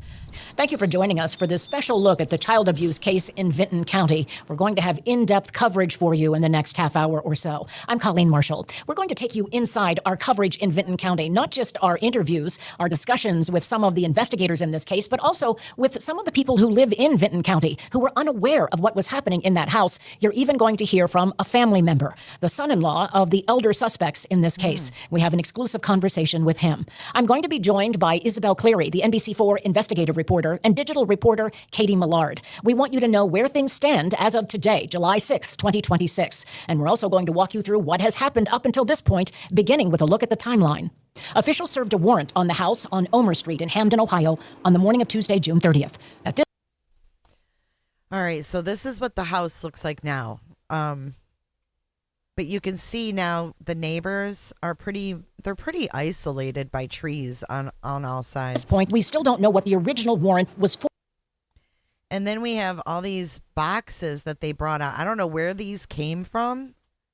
These boxes. Hamden, Ohio, on the morning of Tuesday, June 30th. At this point, we still don't know what the... I don't know if they threw these off the porch. I mean, there's just like egg boxes. Like a little kid's like table or something, or a walker. Oh, it's one of those bouncy things. Like a bouncy seat. And then like, you know, a teal and pink bike. the original warrant was for in that case. We're going to have more information in a few minutes about criminal charges now pending against one of the 4 suspects. Inside the house, though, officials say they found 16 children confined to a 12 by 12 room in what they described as deplorable conditions. Some of those children did have to be hospitalized. Investigators described them as feral, saying some of them were unable to communicate. 4 adults on the property were arrested and charged with 16 counts of felony child endangerment. Gary Siders Jr. and his wife, Elizabeth Siders. And so do you see this right here on her arm? Right here. Gary Siders Sr. and his wife, Christine Lynn Siders. Siders Jr. is also facing multiple charges of indecent exposure. All of them, all 4 suspects, have pleaded not guilty. Now, we were able to talk with another family member. His name is Ronnie Fletcher. He tells us he's married to the sister of Gary Siders Jr., the daughter of the elder Siders in this case. He says the extended family first learned about the conditions in the house. I mean, look at this. Banana boxes. Every shit just stacked. Clothing. Pillows. I mean, where do you even sit in a house like this? What do you do all day? You know what I'm saying? Like, what do you do all day in a house that's like this? They don't see them outside. So what the hell do you do? I don't get it. Because I'm like about my whole house. Like, I'm in here. It's my studio. My house is small, but I have my studio. We have the living room. I've got my sunroom. I got my bedroom. I mean, like, what the fuck do you do? House when the rest of us learned about it after that news conference, after this story broke. He tells us what was going on inside that house should not reflect on the rest of the family. And my wife will take the last $5 out of her pocket and buy. Hold on. Who's this now? I got it going too fast. I lost track. There's a freaking bicycle tire in there? I mean, that's not even a room. It is stacked to the brim with shit. They were taking stuff out through windows. Yeah, we're going to look at some close-up pictures after we get through this video. About it after that news conference, after this story broke. He tells us what was going on inside that house should not reflect on the rest of the family. And my wife will take the last $5 out of her pocket and buy somebody a meal and chance running out of gas to get home. If we didn't know this was that way, we would have helped. I mean, they're breaking down good people and taking off of their kids' plates. Okay, wait. This is the husband of Papa's daughter. Okay, let's go back to our picture because this is screwing me up. So Papa's daughter. So that would be his sister. That would be his brother. Junior's brother then? I mean, hubby of Papa's daughter. Oh, Junior's sister is married to him. Okay. So Junior... Oh my God. If it looks like a duck and walks like a duck and quacks like a duck, it is a duck. So this is Junior's sister's husband, the brother-in-law of Elizabeth and Junior. Oh, for their kids' right. Has to get home. If we didn't know this was that way, we would have helped. So his sister never saw her nieces and nephews? Huh? No. He's married to Junior's sister. So these would be her nieces and nephews. And what is that? What the hell is that? And look at the cats are fed all over the porch. Ugh. The Siders' daughter was there in April. We have a photo. Did she not see this shit? Linda. Listen, Linda. No. Sounds to me like there's a lot of people that turned a blind eye or something or didn't think anything was weird about this. Oops.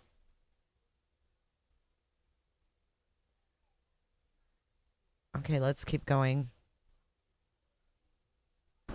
And my wife will take the last $5 out of her pocket and buy somebody a meal, and chance running out of gas to get home. If we didn't know this was that way, we would have helped. I mean, they're breaking down good people and taking off of their kids' plate. It ain't right. After the break, you'll hear more from him about the people who are spreading misinformation, and there's a lot of it online. And I'm going to be joined by our digital reporter. Is that roach? Oh my god. Oh my god, dude. That just I have goosebumps. Oh god, I hate that. That it's a can of roach spray next to a bag of rice.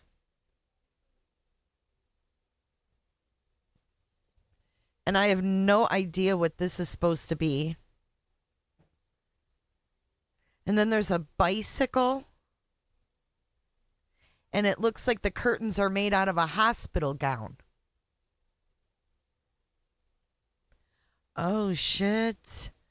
She's pregnant again, Anjanette Levy. Oh, my God. Thank you, Dunn. Is it on YouTube? It's her video on YouTube? Anjanette Levy or Crime Fix? Reporter Katie Millard and investigative reporter Isabel Cleary. They've been working. No, it wasn't his brother, Leo. His wife is the sister of Junior. So his wife grew up with these people. Crime Fix. Thank you. On this case since day one. I'm and looking you'll it want up to hear right now. what they Thank you. have to say about where the investigation stands and where it's likely to go. We might have done. Welcome back, everyone. I'm joined now by our NBC4i.com digital reporter, Katie Millard, and the NBC4 investigative reporter, Isabel Cleary. We're going to take a deeper dive into some of what they have found out about this case. First, though, I want you to hear again from Andy Wilson, the Attorney General for the state of Ohio, because some of his comments are relative to the reaction we've been getting. What we saw down here today is pure evil. It really looked third world. It's the type of thing that we're not used to seeing here in America. Well, when you have the Attorney General of the state of Ohio calling this an evil... Okay, we'll pause them. We're going to go to Crime Fix with Anjanette Levy, our friend Anjanette. Let's see. Could the mother of 16 children pulled from a house in rural Ohio be pregnant again? This news comes as one of the Siders family members begs to get out of jail. I dig into all of the shocking new details. I'm Anjanette Levy, and this is Crime Fix. And birth records prove it. Elizabeth Siders gave birth to a set of twins in November 2022. The baby girls were conjoined, meaning their bodies were fused together, and they shared organs. Those babies died the same day they were born in November 2022. Wow, that's a picture of that's the conjoined twins, Bailey Lee and Faith Lee. There's actually a grave marker that shows the twins were named Bailey Lee Siders and Faith Siders. So right now, it would appear that Elizabeth Siders is actually pregnant with her 19th child. The children that Elizabeth Siders shares with her husband, Gary Siders Jr. and Faith Siders. So right now, it would appear that Elizabeth Siders is actually pregnant with her 19th child. What the fuck? The children... Excuse my language. Look at that poor kitty. That Elizabeth Siders shares with her husband, Gary Siders Jr., are recovering, and at least one of the children is still in the hospital, a little more than a week after they were found as deputies and state agents executed a search warrant at the house on Omer Street. The four Siders family members, Gary Jr. and Elizabeth... She'll get to it. Siders and Gary Jr.'s parents, Gary Siders Sr. and Christina Siders, who goes by Lynn, face 16 counts of child endangering for the conditions the children were living in and the condition they were in when they were found. When the four were first arrested, they were actually charged with 17 counts of child endangering, but now that number's 16. I'm wondering if that was because Elizabeth Siders is pregnant. Elizabeth Siders, the mother of 16 children. children. Okay, here we go. I found the spot where it's talked about. So here we go. Pulled from that house in Vinton County, Ohio, is in jail facing 16 felony counts of child endangering.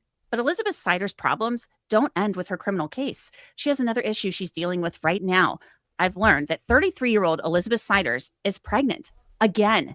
Right now, as she sits in jail, she's expecting. And I've confirmed Siders hasn't just given birth to 16 children. That number is actually 18, and birth records prove it. Elizabeth Siders gave birth to a set of twins in November 2022. The baby girls were conjoined, meaning their bodies were fused together, and they shared organs. Those babies died the same day they were born in November 2022. There's actually a grave marker that shows the twins were named Bailey Lee Siders and Faith Siders. So right now, it would appear that Elizabeth Siders is actually pregnant with her 19th child. The children that Elizabeth Siders shares with her husband, Gary Siders Jr., are recovering, and at least one of the children is still in the hospital a little more than a week after they were found as deputies and state agents executed a search warrant at the house on Omer Street. The 4 Siders family members, Gary Jr. and Elizabeth Siders, and Gary Jr.'s parents, Gary Siders Sr. and Christina Siders, who goes by Lynn, face 16 counts of child endangering for the conditions the children were living in and the condition they were in when they were found. When the 4 were first arrested, they were actually charged with 17 counts of child endangering, but now that number's 16. I'm wondering if that was because Elizabeth Siders is pregnant. It could be. The 4 Siders. Whoa, so when the 4 were first arrested, they were actually charged with 17 counts. But now that number's 16. Why would they take it off?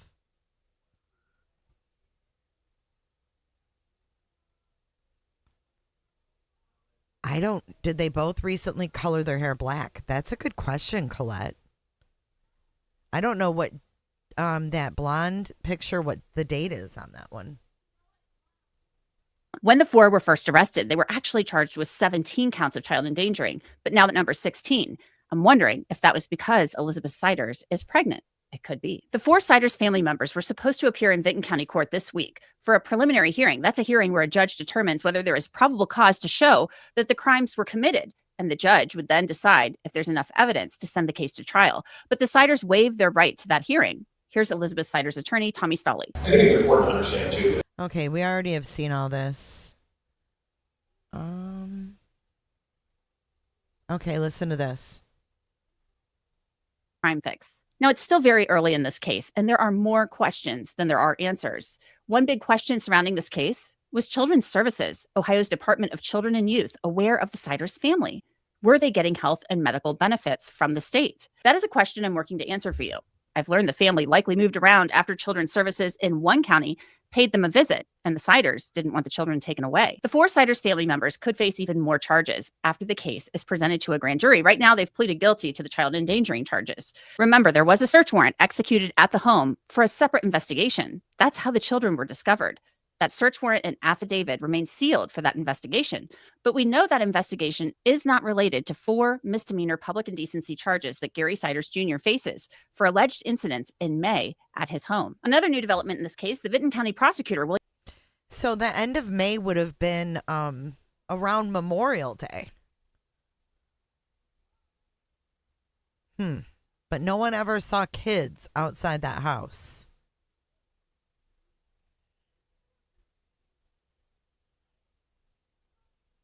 William Archer has asked the court for help to prosecute the Siders. Archer filed a request with the court asking that the Attorney General's office and an elected prosecutor from another county, Highland County prosecutor Annika Collins, be appointed to assist with the case. That raises the question, will this Vinton County prosecutor, William Archer, actually stay on the case? The Siders children who've been released from the hospital have been placed with foster families. Some of the children remain hospitalized, but some of the older Siders children were actually active on social media.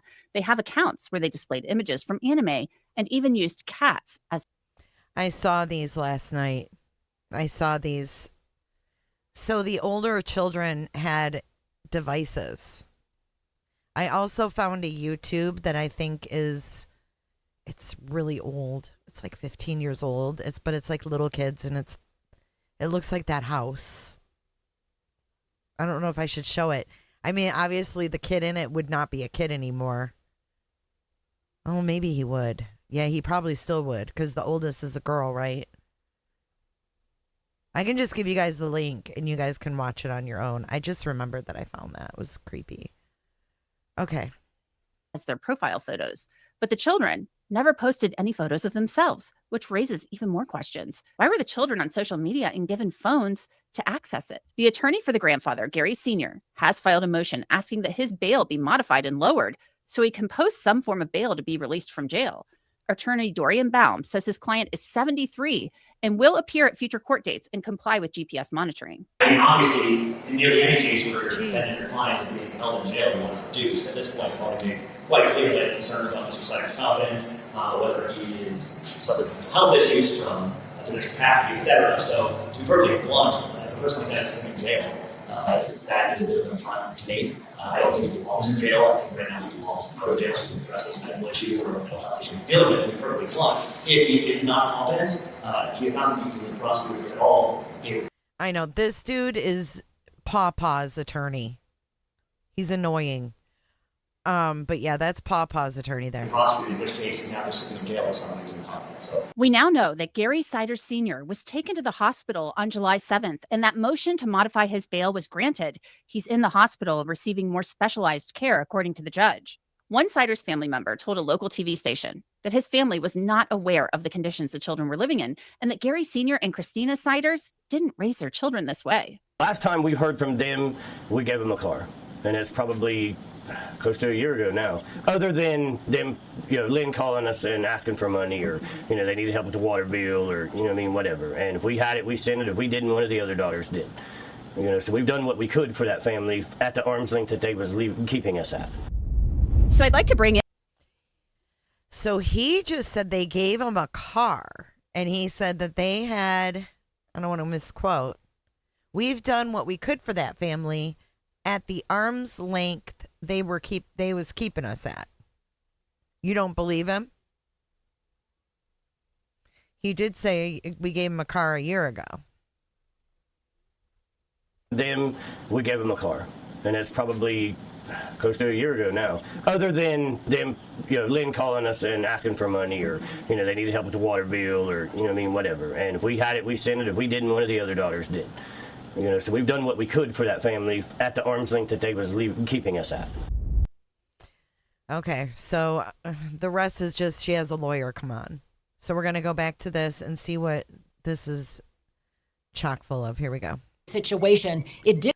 Lynn is, I think, his wife or one of the daughters. Didn't take long for people to react, not just the people in Vinton County, but really all over the state, all over the country. And Isabel, you've been following some of that on social media, and as disturbing as this is, you've uncovered even more disturbing information. That's correct. And if we're going to talk about social media, we do want to say briefly that this has gotten a ton of attention across social media platforms like Instagram, TikTok, and Facebook. And there are images and videos being shared that are not part of this case. So we want to ask you to just kind of really take precaution when you're looking at these things, because there's AI out there, there's photos from other cases. And I actually spoke with a former FBI special agent who said that this really can actually end up re-victimizing the victims in the case. Yeah, and you showed me some of these images that are, when you say they're not part of the case, they're just not true. They're made up, right? There were images of children being held in chains in a room. None of that's true, right? The law enforcement in this case have not released body camera footage, or in this situation, if that was ever released, minors' faces would be blurred, but they have not released anything like. Okay, so hold on. Christina goes by Lynn. Okay, I didn't know that. Let's put up our little photo again. So Christina, top right, goes by Lynn. I think they said foster homes, but I don't know. So Christina and Lynn are the same person. Like that. And for that to be part of the speculation, the former FBI agent I spoke with, it can actually, hurt the case. Investigators are focused on finding, what is real, what is accurate, and how they can uncover what actually happened. And this is just drawing national attention to something that really isn't part of the case, when really the concern should be around protecting the victims. And Katie, you have seen in your experience, haven't you, how something like this trends. And as disturbing as these images are, people almost want to believe them, don't they? They absolutely do. And something I'm seeing that's really interesting is that things keep getting shared on social media to the point that they almost become fact when they're not true at all. We were able to obtain about 6 birth certificates for some of these children who we, of course, are not going to name. Children born in a hospital to a very young mother. She's only in her early 30s now. The oldest child we know is 18. So it's not surprising, is it? And I'll ask both of you this. It's not surprising that people start filling in the blanks with their own information when we're having so much trouble getting factual information at this point because they're not releasing it yet. It's not surprising that people want to know the full story behind all of this, right? Actually had the chance to speak with Gary Sr.'s attorney, and he said the state has been pretty limited with the information they're sharing. He wanted to caution people, if he doesn't know it about his client, it's pretty hard to believe that it might be true or false. He just doesn't know.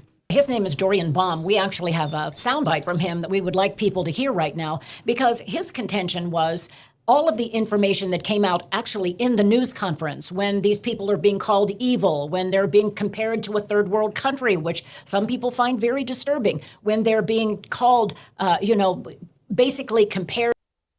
See the backyard? I don't know what the hell is that shit, but I don't know what room they were in. They said a 12 by 12 space, but would they have a basement possibly? This home was built in 1900. I looked it up.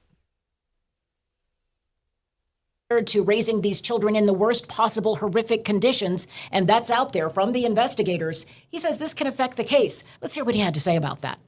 All those statements that were made by law enforcement, all those statements that were made by the state apparatus, that is the very definition of hearsay. They may want to try to win this in the court of public opinion, but that's not where this case will actually be tried. It'll be tried in a court of law. So I can tell you from a legal perspective, there's always a concern about what information is going to be out in the public. This will eventually be heard by a jury. So, Isabel, I know you've been looking into the conditions in the house. You were down there near the house. As limited as the information is, what have you learned?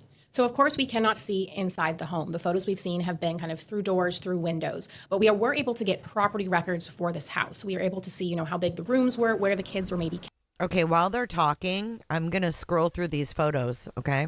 kept, because we did hear that the 16 children were found in a 12 by 12 foot room.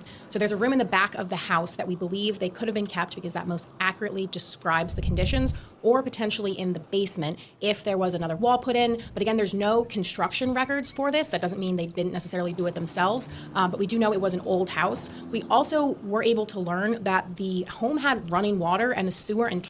Well, look at this photo.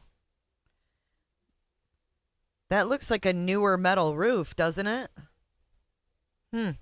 Because when you look at the Google Earth, what is their address? 1-8.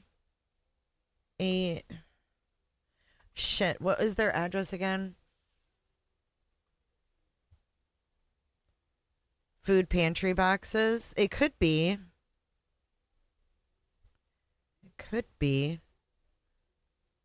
Do you guys remember their street address? I want to pull up Google Earth really quick.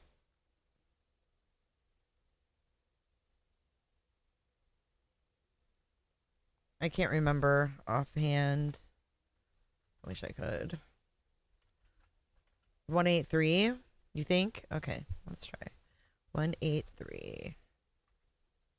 What the hell is the name of it? Hold on.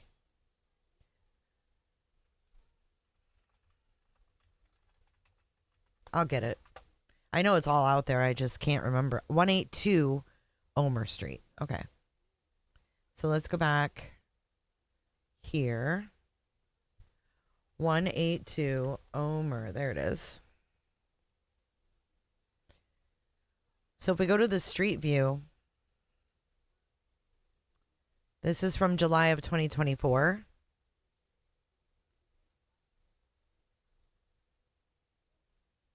And I noticed a couple things. This tree is now just like a stump. That white thing is still there. But if you look at the aerial view, hold on a second.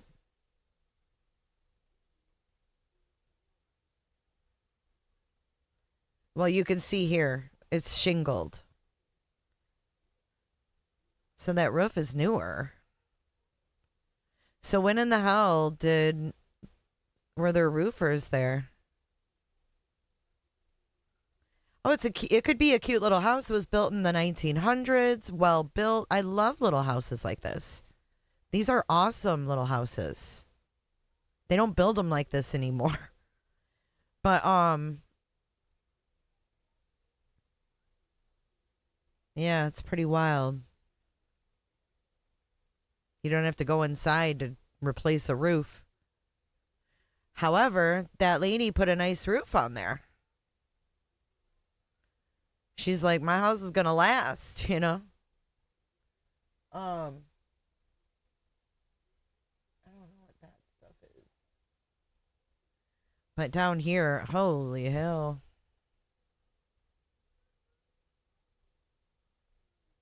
Look at that. Was that like out of the living room? They had to pull that shit out to get the people out? To get the kids out? Okay. Let's see what else we got here. Nasty. Crime scene unit truck. Oh, look at that. Wow, that's a good shot that you found.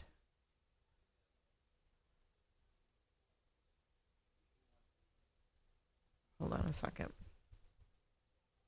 I should be playing the ladies, but I don't feel like leaving this screen. Okay, right there. See, the tree's gone.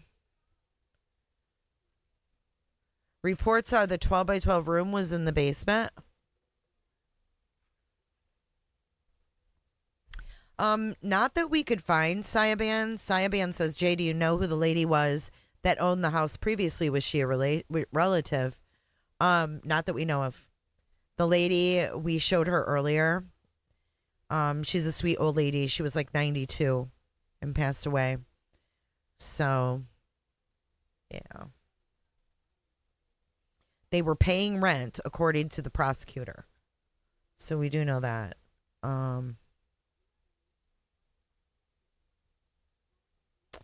We've got a new report 2 hours ago as well. I'm going to go ahead and save that to watch later because it's a short clip from ABC6. But, all right, let's see what else we've got. Oof. Oh, dear God.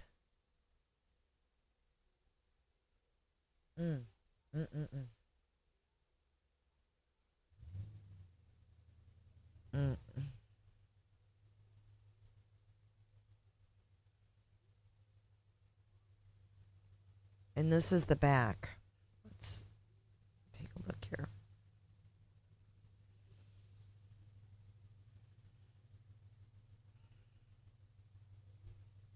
Let me zoom in. Oh. Garden Hoe. Thank you for 10 months of truth seekership. Appreciate you and thank you for being here. Okay, what is that? Right there. What is that?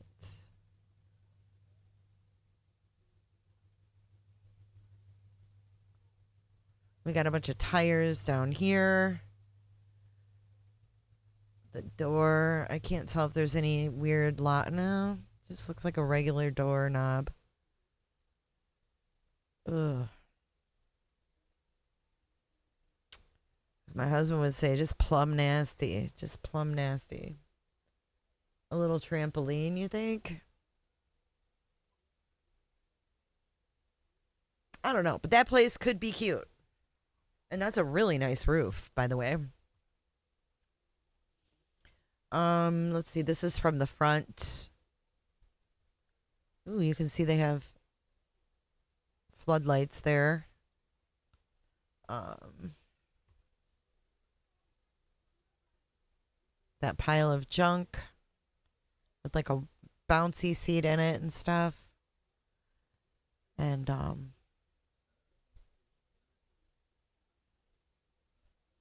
coverings on all the windows. You can see on Google Earth that they're all covered in 2024 as well. Let's go back to Google Earth for a second.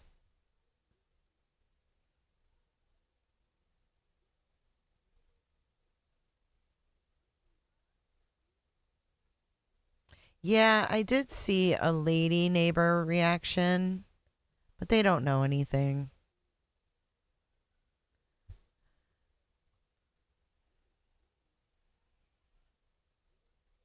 So if you look here, the train thing, the train tracks are like literally right there. But then there's like a trailer home there. And then I looked on the map and like over here, down over here, there's like the stores. That must be where like the Dollar General was. But there's homes here. And then that's their closest neighbor right there with the red roof. So when you see it, when you're on this Omer Street, it's pretty thick. I mean, you're not going to look out your window and see, what the neighbors are up to. Unless, let's see. I think they've got quite a few trees through there. Yeah. You're not going to look through there and know what the hell is going on. Right. It was kind of like that J.C. Duggard. Remember, she was living in a shed in the backyard. And that dude's like parole officer or something even came to the house. I have to tell you something funny. So my granddaughter's here with us, and she's hanging out with Pop Pop, and she told me that she loves saying this saying. I don't know where she got it from. I never said it to her, but she said, when you're doing your show, I'm going to go outside with Pop Pop and touch grass. And I thought that was so cute. I said, you're going to touch grass? She said, yeah. So she says a lot like, oh, that person needs to touch grass or whatever, or I need to touch grass. I'm like, oh my gosh. So funny.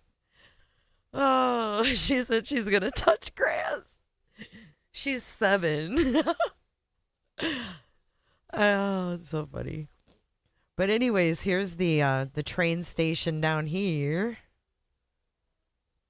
Out of the mouths of babes, right? Touch grass. I guess that's going to be her generation's thing, right? We need to go touch grass. Yes, I have 2 of them. 2 and 7. She is our little mini hippie. She is. She lives her best life. All right. So anyways, this is coming from the other side of their house. So this is Chestnut Street. I know that might sound familiar to some of you peeps, but this one's in Ohio. But if you look here, let's back out. Not a house in sight until you go down here, and then you got your neighbor here. But again, they're not seeing anything. But look how cute this place is. It's like night and day. So we can't judge all folks on these shit bags in this area, because look how freaking cute this place is. The yard's taken care of. Look at it. I think the old timer's even mowing his grass right there. Oh, no, he's not. But the yard's taken care of. It's cute. They're sporting their American flag. We can't, and they got even landscaping out by the road. These people are just shitbags. Plain and simple. There's always one that ruins everything, you know? Good night, Casper. So I wonder who called in the indecent exposure. Could it be a postman? Where's their mailbox? Speaking of that, don't tell me you got to go to their porch. The hell's the mailbox? Did they not have a mailbox?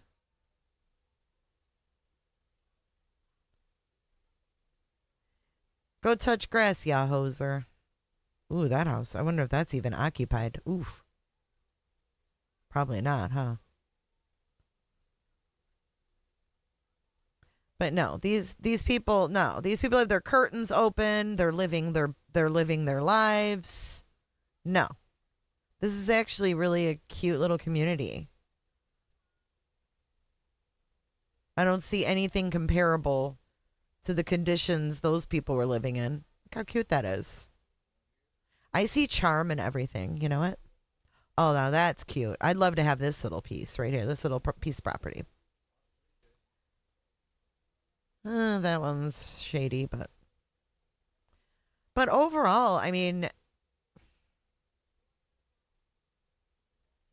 not terrible, but I don't see any mailboxes. So do they have to go to like their post office?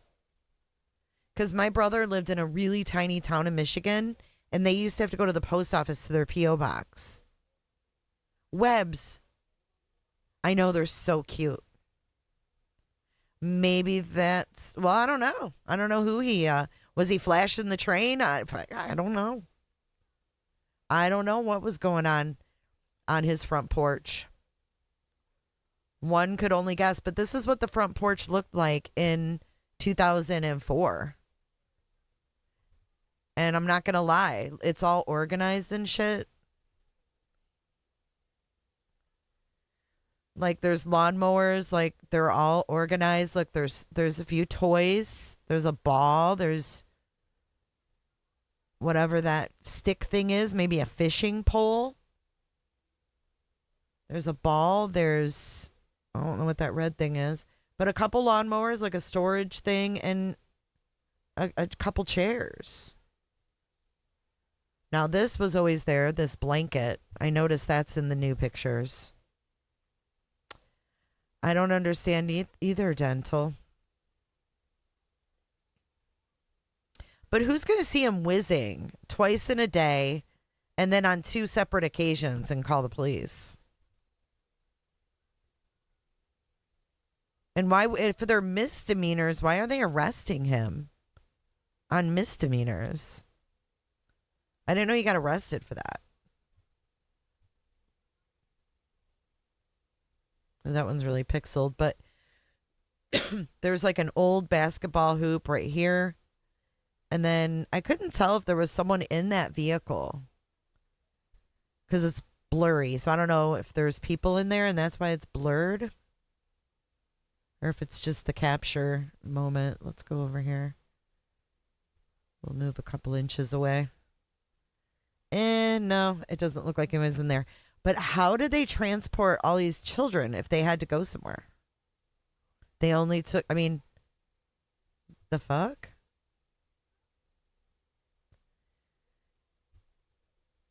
Isn't peeing in public it's a misdemeanor though. It's, you do get on the sex offender list, at least in Michigan. A guy I went to school with peed when he was drunk, and he had to go on the sex offender list after high school. It was extremely embarrassing for him. I mean, he was mortified. But it was the law then. I don't know if they still put peers on the sex offender list. That's pretty stupid. I think they might have changed that. But, yeah. So, I mean, you could see there's shit back there. And we don't know how much, you know, the cops threw out when they went through that house or whatever. But yeah, that's the Google Earth from 2024. And it doesn't allow me to look at any other dates. But yeah, it's wild that the trailer or the train tracks are right there. But you got these buildings through here. This is like over where the store is. See that? I think that's a store right there. I don't know if that's a Sunoco.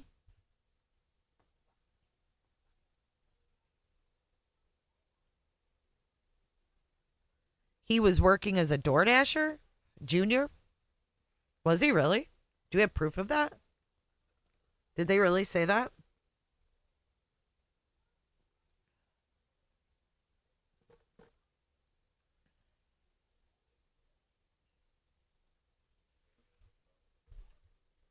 Hamden. Okay, dollar. It was a Dollar General. Hamden, Ohio. Well, I thought about mail carrier, but I don't see any mailboxes. So let's see how far it is from their house, which is 182 Omer.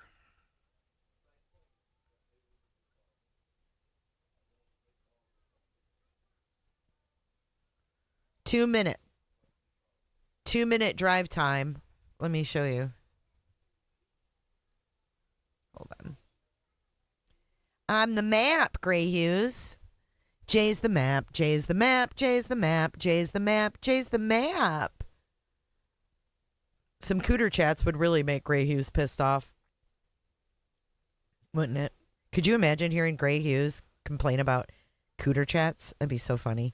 So 2 minutes, 0.7 miles from their house. Yeah, that's the gas station I saw right there. Gas and stuff. Right here. We saw it right through the trees. Ooh, that pizza looks damn pretty good, don't it? Pepperoni with pineapple? I've never had that. Dude, you two bad actors, you could make such an amazing video with Gray complaining of cooter chats. I think it's pinned. Oh no, it's not. There we go. I'll put it up, Snays. I appreciate it, guys.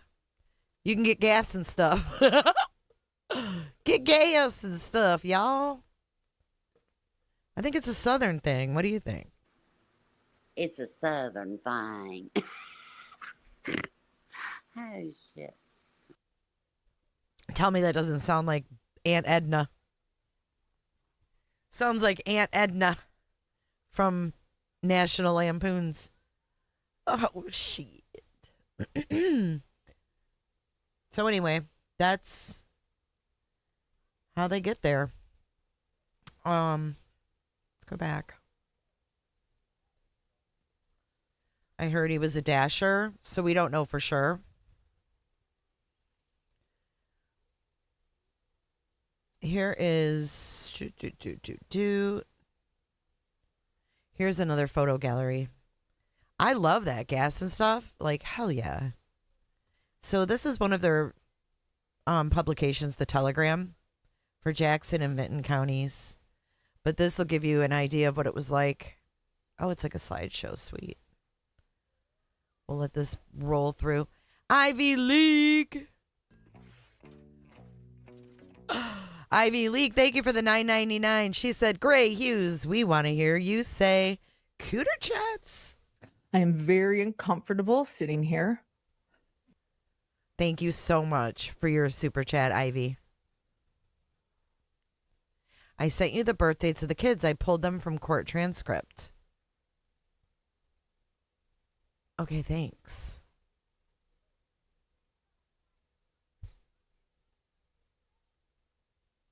Jump in, join the conversation if you're lurking. Oh, this is a good slideshow too. Okay, let me... I know. Oh, come on, guys. We're nowhere near my goal of 1 million tonight. I'll give 88. I'll give 8% back.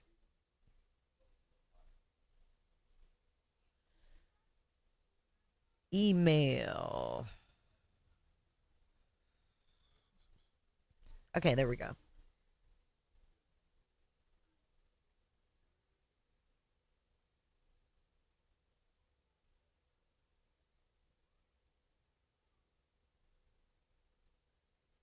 Oh, we got off track. Wait, what was that? Hold the phone. What is... Oh my God, Rare Boy Joy. Look at this ad. We got a Cooter Chat. Cooter Chat. Take that, Gray Hughes. Ooh. Take that, Gray Hughes. Them is fighting words. Thank you so much. Who sent that? It went away too quick. Let me pull up my dashboard so I can see. Let's see who it is. That would be Anonymous. Anonymous gave $5 to make Jay holla Gray Pubes. Thank you so much, Anonymous. It's a beautiful day to be an American, man. I can't with that ad. I don't know why I'm getting that. Weird. Okay, let's go back to this. Trash service was active as well. Okay, so they left off by saying they do have running water and trash service, which was probably paid for by the landlord. Thank God, right? Can you imagine if she didn't pay for it? It was probably included in rent. Don't forget to carry the one, Nicole B. The bills were tied to Christina Siders, which is the 66-year-old, the older woman suspect. And we knew that they were being paid, as well as with the house, the property taxes were being paid as well. We don't know specifically who was paying them, but the house itself was in the name of a trustee. And we don't know the source of income for this family. Okay, so we knew that whoever is the trustee of that lady's estate, we don't know who that is yet. Thank you, Linda Lou.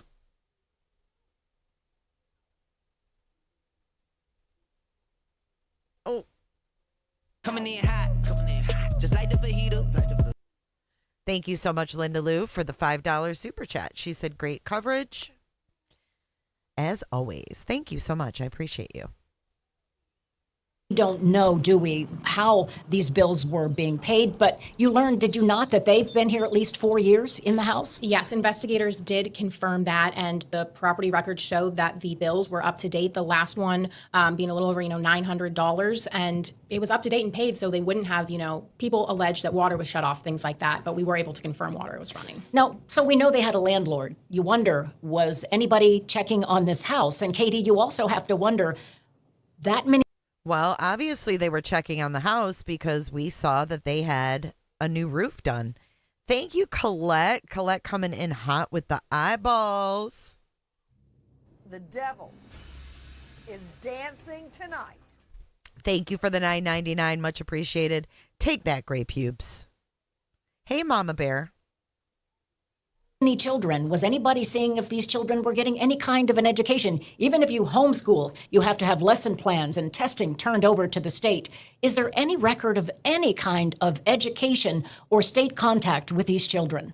So our sister station, WOWK, was able to have an in-depth interview today with a man named Ronnie Fletcher. Now, he is married to Gary Jr.'s sister. So he is very familiar with the family. And he said under his interpretation, they were just being homeschooled. The state has been slow to come out with records, the county as well, about these CPS checks, about the information that they're willing to divulge about who was coming to the home and who was checking on what. But the brother-in-law, who, again, our sister station spoke with, said he had not known a direct address for this family for more than 7 years. And as to those bills, he said the only time they were really in contact was when they would call and ask, can you help with the water bill? And of course, he said that they were helping because had they known, he says they would have helped in any way possible. He just says they didn't know. And you got to wonder, how do you not know? And not to say anything against him, but this is such an odd situation. I think it's time we should hear from him. Here's what he had to say when he talked to someone at one of our sister stations. Again, slow it down this is the brother-in-law of Gary and the son-in-law of the older Siders. Here he is. I mean, quit making stuff up that ain't true. Quit harassing people that had no idea. We can't hardly have our phones on because everybody's calling us and it's not right. I mean, they are stopping good citizens that are, related to these people from taking care of their kids. So at this point, I feel they're in as much wrong as these people are. How is the people trying to get a statement keeping you from taking care of your kids? Fuck. Is he setting up an excuse or what? One of the incredible parts of this story is the apparent nature of the size and makeup of this family. We know there were 16 children in a very confined area.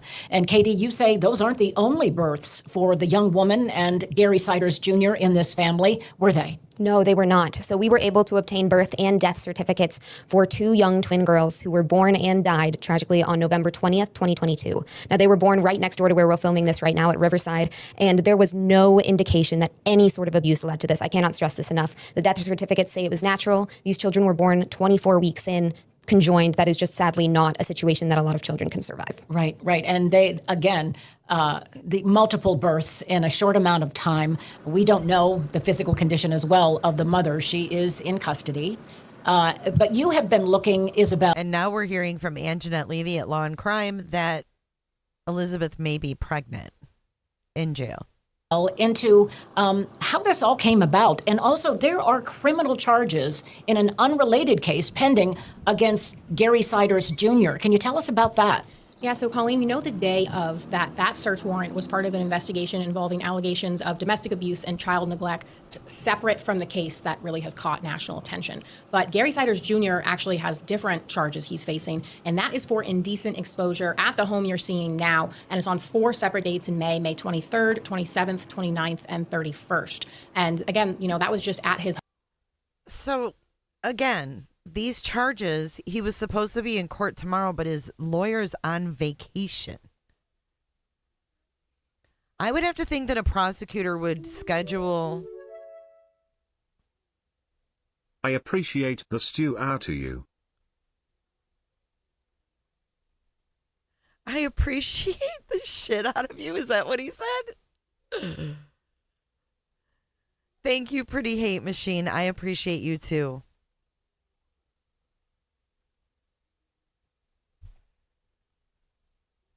Home address.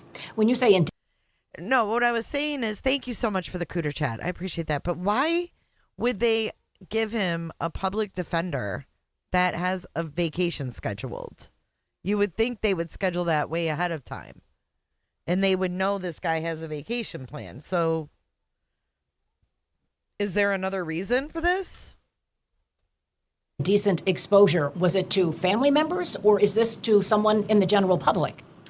We are learning more about that. We believe it's the general public, and we have asked for more information. The general public. Ugh.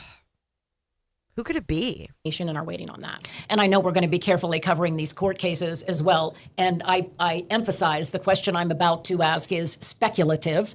But in cases like this, not that there are that many cases like this, but in a case when there are suspicions of child abuse or any kind of domestic abuse, there are very often mental health examinations of the people involved. I know we've heard from the attorney from Gary Siders Sr. We don't know yet, do we, if the other attorneys who will be representing all 4 people in this case, if they're going to ask for those kinds of examinations. Do we expect that to happen? Have either of you had any indication of that? The brother-in-law did discuss a little bit about some possible mental health issues in the home. He said it was autism or something. I don't want to be specific because he was not even specific, but about Gary Jr. And he also was able to confirm for us that Gary Sr. had a stroke not that long ago. So we don't have a time frame on that, but we do know that that affected him cognitively. The brother-in-law suspects, again, this is not from investigators, this is from a family member who was not that active in the home, did not know this was going on, he says, but he believes that once that stroke happened, that's sort of when the abuse really spiraled because. Uh-oh. What happened? Lady. He had received a photo of some of the children from about 6 months ago, and they did not look to be in the conditions that were described by investigators. Yeah, and oh, wait. Stroke happened, that's sort of when the abuse really spiraled because he had received a photo of some of the children from about 6 months ago, and they did not look. Hold on a second. So the Peepaw had a stroke? Why would Peepaw having a stroke affect the abuse of the children? Like, why would abuse start because Peepaw had a stroke? And he's saying, oh, I saw pictures 6 months ago and they were fine. We don't know what their condition was, but we heard from the first responder that there was visible roaches and bugs and they were bitten. They had bites. To be in the conditions that were described by investigators. Yeah, and I know, Isabel, you have talked to investigators. No, it's like he's trying to CYA. It makes no sense.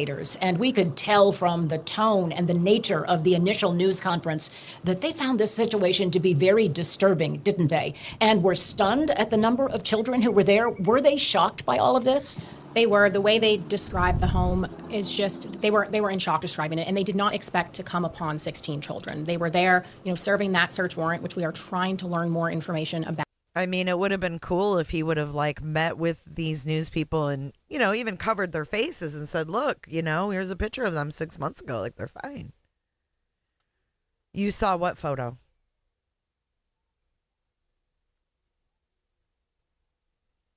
But again, they said they didn't know the 16 children would be there, and that's what kind of sparked this larger investigation. Let's listen to what the Vinton County Sheriff Ryan Kane had to. Well, I mean, when we did look at the Google images, it sure didn't look, I don't know what the porch looked like before they threw all the shit off it, besides the cat food and all that shit. But it looked a little more organized in 2024. To say about all of this. Our mission is to protect our citizens and our children. The scene is horrific, and these are horrific allegations. We will do anything in our power to hold those accountable to justice. Clearly, the sheriff, the other investigators have found this to be so troubling. Isabel, what about the people who live there? The neighbors, some of them, do they tell you they had any awareness of how many children were in that house? We are told they did not really see the children outside. They did not know about this situation. We plan to continue speaking with neighbors and see if they will share anything else with us. But when I was at that house before, there's a lot of interest, whether it's just people in the area, people driving from outside the area, people will drive by and take photos of the house. So we do know people are very interested, but we are working to confirm facts. We are not going to tell you speculations. We are not going to share, some. That door is completely gone. Gone. Hey, Sushi. Some of the fake images you might be seeing. So we are working to speak with the neighbors, speak with the authorities to make sure we are bringing you the most accurate, up-to-date information. And Katie, this goes back to, again, those unfounded and really unfortunate images that are going out over the internet, all the social media posts. I know you follow that very carefully. Have you ever seen anything quite like this? The social media aspect is always fanatic in a case like this, but this is truly something I have not seen a lot of the same level of. People are coming up with all sorts of things that seem to just not be rooted in fact. I'm sure a lot of them are rooted in care for this case and want for the best of these children. But for example, I'm seeing all of these rumors about TikTok pages that some of these kids allegedly had where they're writing all these paragraphs. We know from investigators that the children were largely illiterate. The eldest of them cannot write her name. So it is highly unlikely that those are actually TikTok accounts by those children. Just a simple example where the facts don't always align with the rumors that are speculating so wildly on Facebook. Well, the two of you, just like the investigators, have to sort through a lot of misinformation to try to get factual coverage of this really sad, horrific case. I thank both of you for sitting in, explaining. We're going to be talking to you, I'm sure, in the future about what you are uncovering in this case. Isabel, I know you've been down there and will be there again. And we're going to come back and take a look at what might be the next steps in this Vinton County case. Stay with us. Okay. Did you know that Sinclair owns that lady's podcast? Criminal, what's her name? The blonde? The one that sponsored CrimeCon this year. What's the name of that podcast? Yeah, because we looked into it, Salty, because she was a main donor. Like, she was like right up there with Othram as a sponsor of CrimeCon. And I was like, how does she just started, So I looked it up, and her podcast is owned by Sinclair Media. I'll try to find it. Criminal. She's a blonde lady. Lauren had her on Criminal, not Network. Maybe it's not Criminal. What's her name? Criminally Obsessed. Thank you. Criminally Obsessed. So this lady, just so you know, she is owned by Sinclair Media. She is like a broadcast journalist. She actually has credentials. And this channel is owned ultimately by Sinclair Media, which is the mainstream media. So they're trying to squeeze it in. Sinclair owns a local ABC affiliate locally. Yeah. So they're like Nexstar, who owns News Nation, except bye, Leo. Good night. Ann Emerson. That's her name. Yes. But yeah, those affiliates will get you every time. But anyways, they're like Nexstar, who owns News Nation, and they own I think they own the most affiliates in the country. Bob Fout, are you a local? Where is he? Very near my house. Do you know them, Bob? Oh, it's 15 minutes away. Wow. Do you know any of them, or do you know anybody that does? It doesn't sound like they really got out or anything. Let me turn this advertisement off. She doesn't need our help. She's got Sinclair. Exactly, Pines.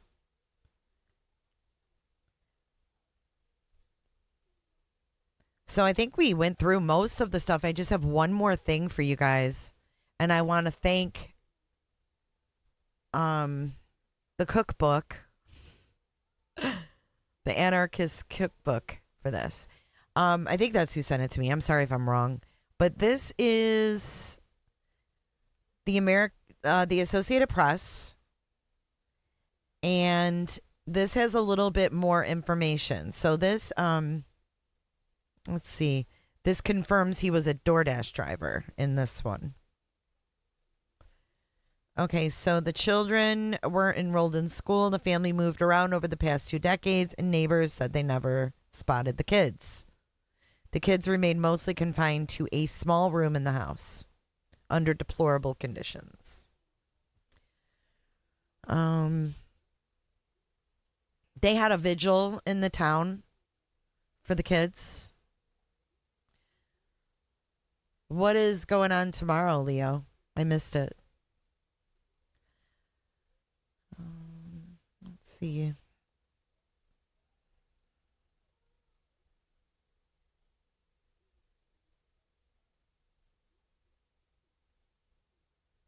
Okay, Stoley said his client told him all the children were born in area hospitals, and she considers herself a full-time mom. This is Elizabeth. She left high school after the 11th grade, he said. So who just reported it was 8th grade? The prosecutor? And Gary Siders Jr. was driving for DoorDash and looking for another job, he said. Stoley said the prosecutor's office has not yet shared their evidence with him, but so far he hasn't seen anything that supports Ohio Attorney General Andy Wilson's description of the family as pure evil. Evil requires malice, and I didn't see any malice in Elizabeth. He added, I think this is more so a case of isolation than a case of evil, and I think that there's an important distinction there, because if that's all you know, and you have to think someone at 15 doesn't know a whole lot about being an adult, about being a mother, about being a wife, and it's been your worldview for the past 17 or 18 years, you get shaped by that. Stoley said Elizabeth didn't characterize herself as a victim, but, quote, I think it may be too early to actually determine what was going on there. He says, while the headlines may be sensational, I would ask people to give this process time to play out.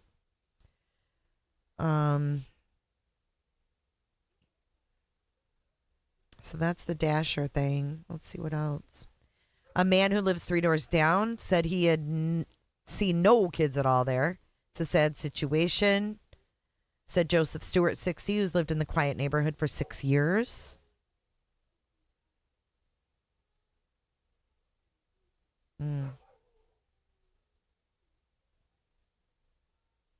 Investigators said members of the family had moved around southern Ohio over the past 2 decades, and it looked like they avoided creating a medical or government paper trail. They were never enrolled in Vinton County.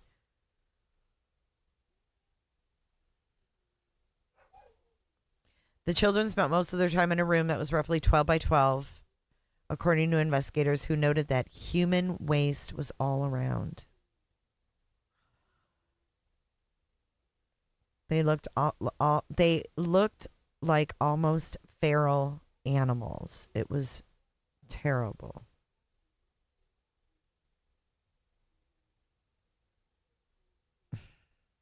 So all of them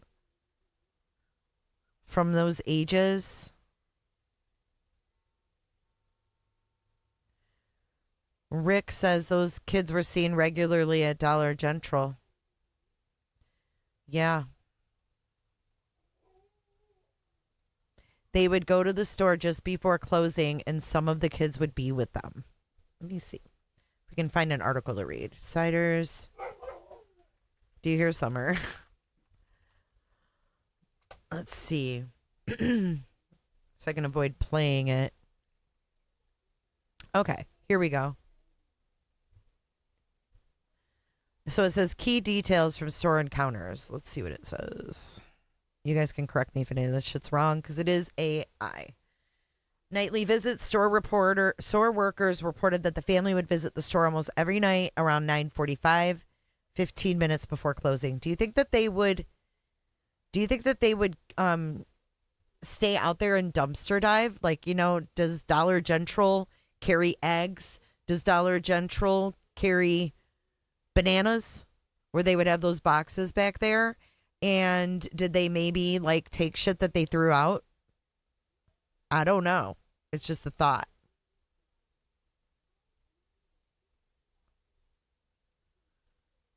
Foresee something, say something, Gladys? I don't know. The purchases, they consistently bought the exact same items: water, vegetable oil, sugar, and diapers.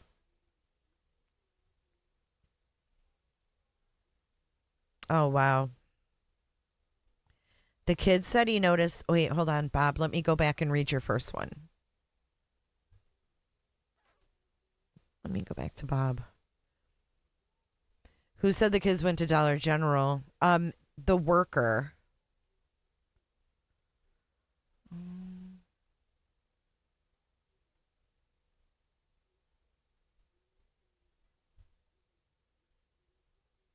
Hey, Mystic.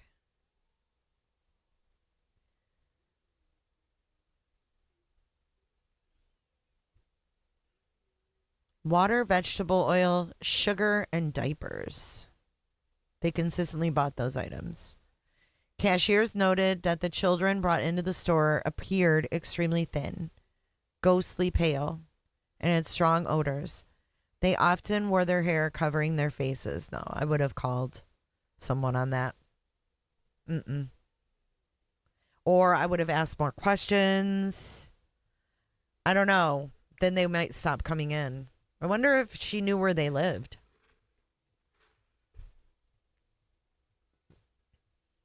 Employees at the Dollar General attempted to help the family by donating clothes, deodorant, and hygiene products, but noticed the items were never used.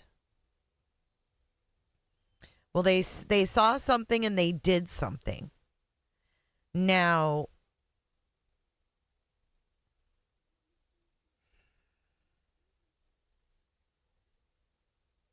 I don't know.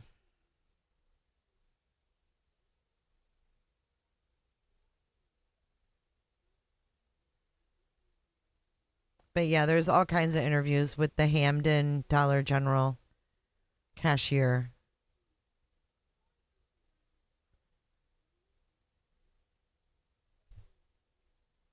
God, it's awful. I mean, they tried to do something. So I wonder if they also gave them food. Can you imagine, though? I mean, you give them stuff and you're trying to do the right thing and they're not using it. And what do you do? I thought Dollar General carried bananas.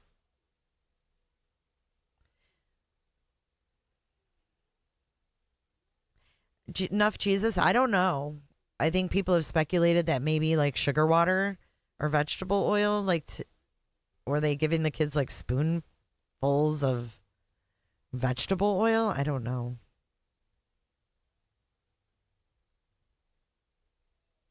No bananas. Have you guys ever seen the Dollar General? Oops. The Dollar General, they have grocery stores, but I don't know if that was one, if that's one. Yeah, the Dollar General Market, as it's called. Well, we got through everything that I had planned for tonight, and boy, I appreciate you guys coming, showing up, showing out, gifting memberships, gifting Cooter Chats, gifting Super Chats. I appreciate it all. We'll stay on top of this case for sure, and anything new, I'll keep reporting.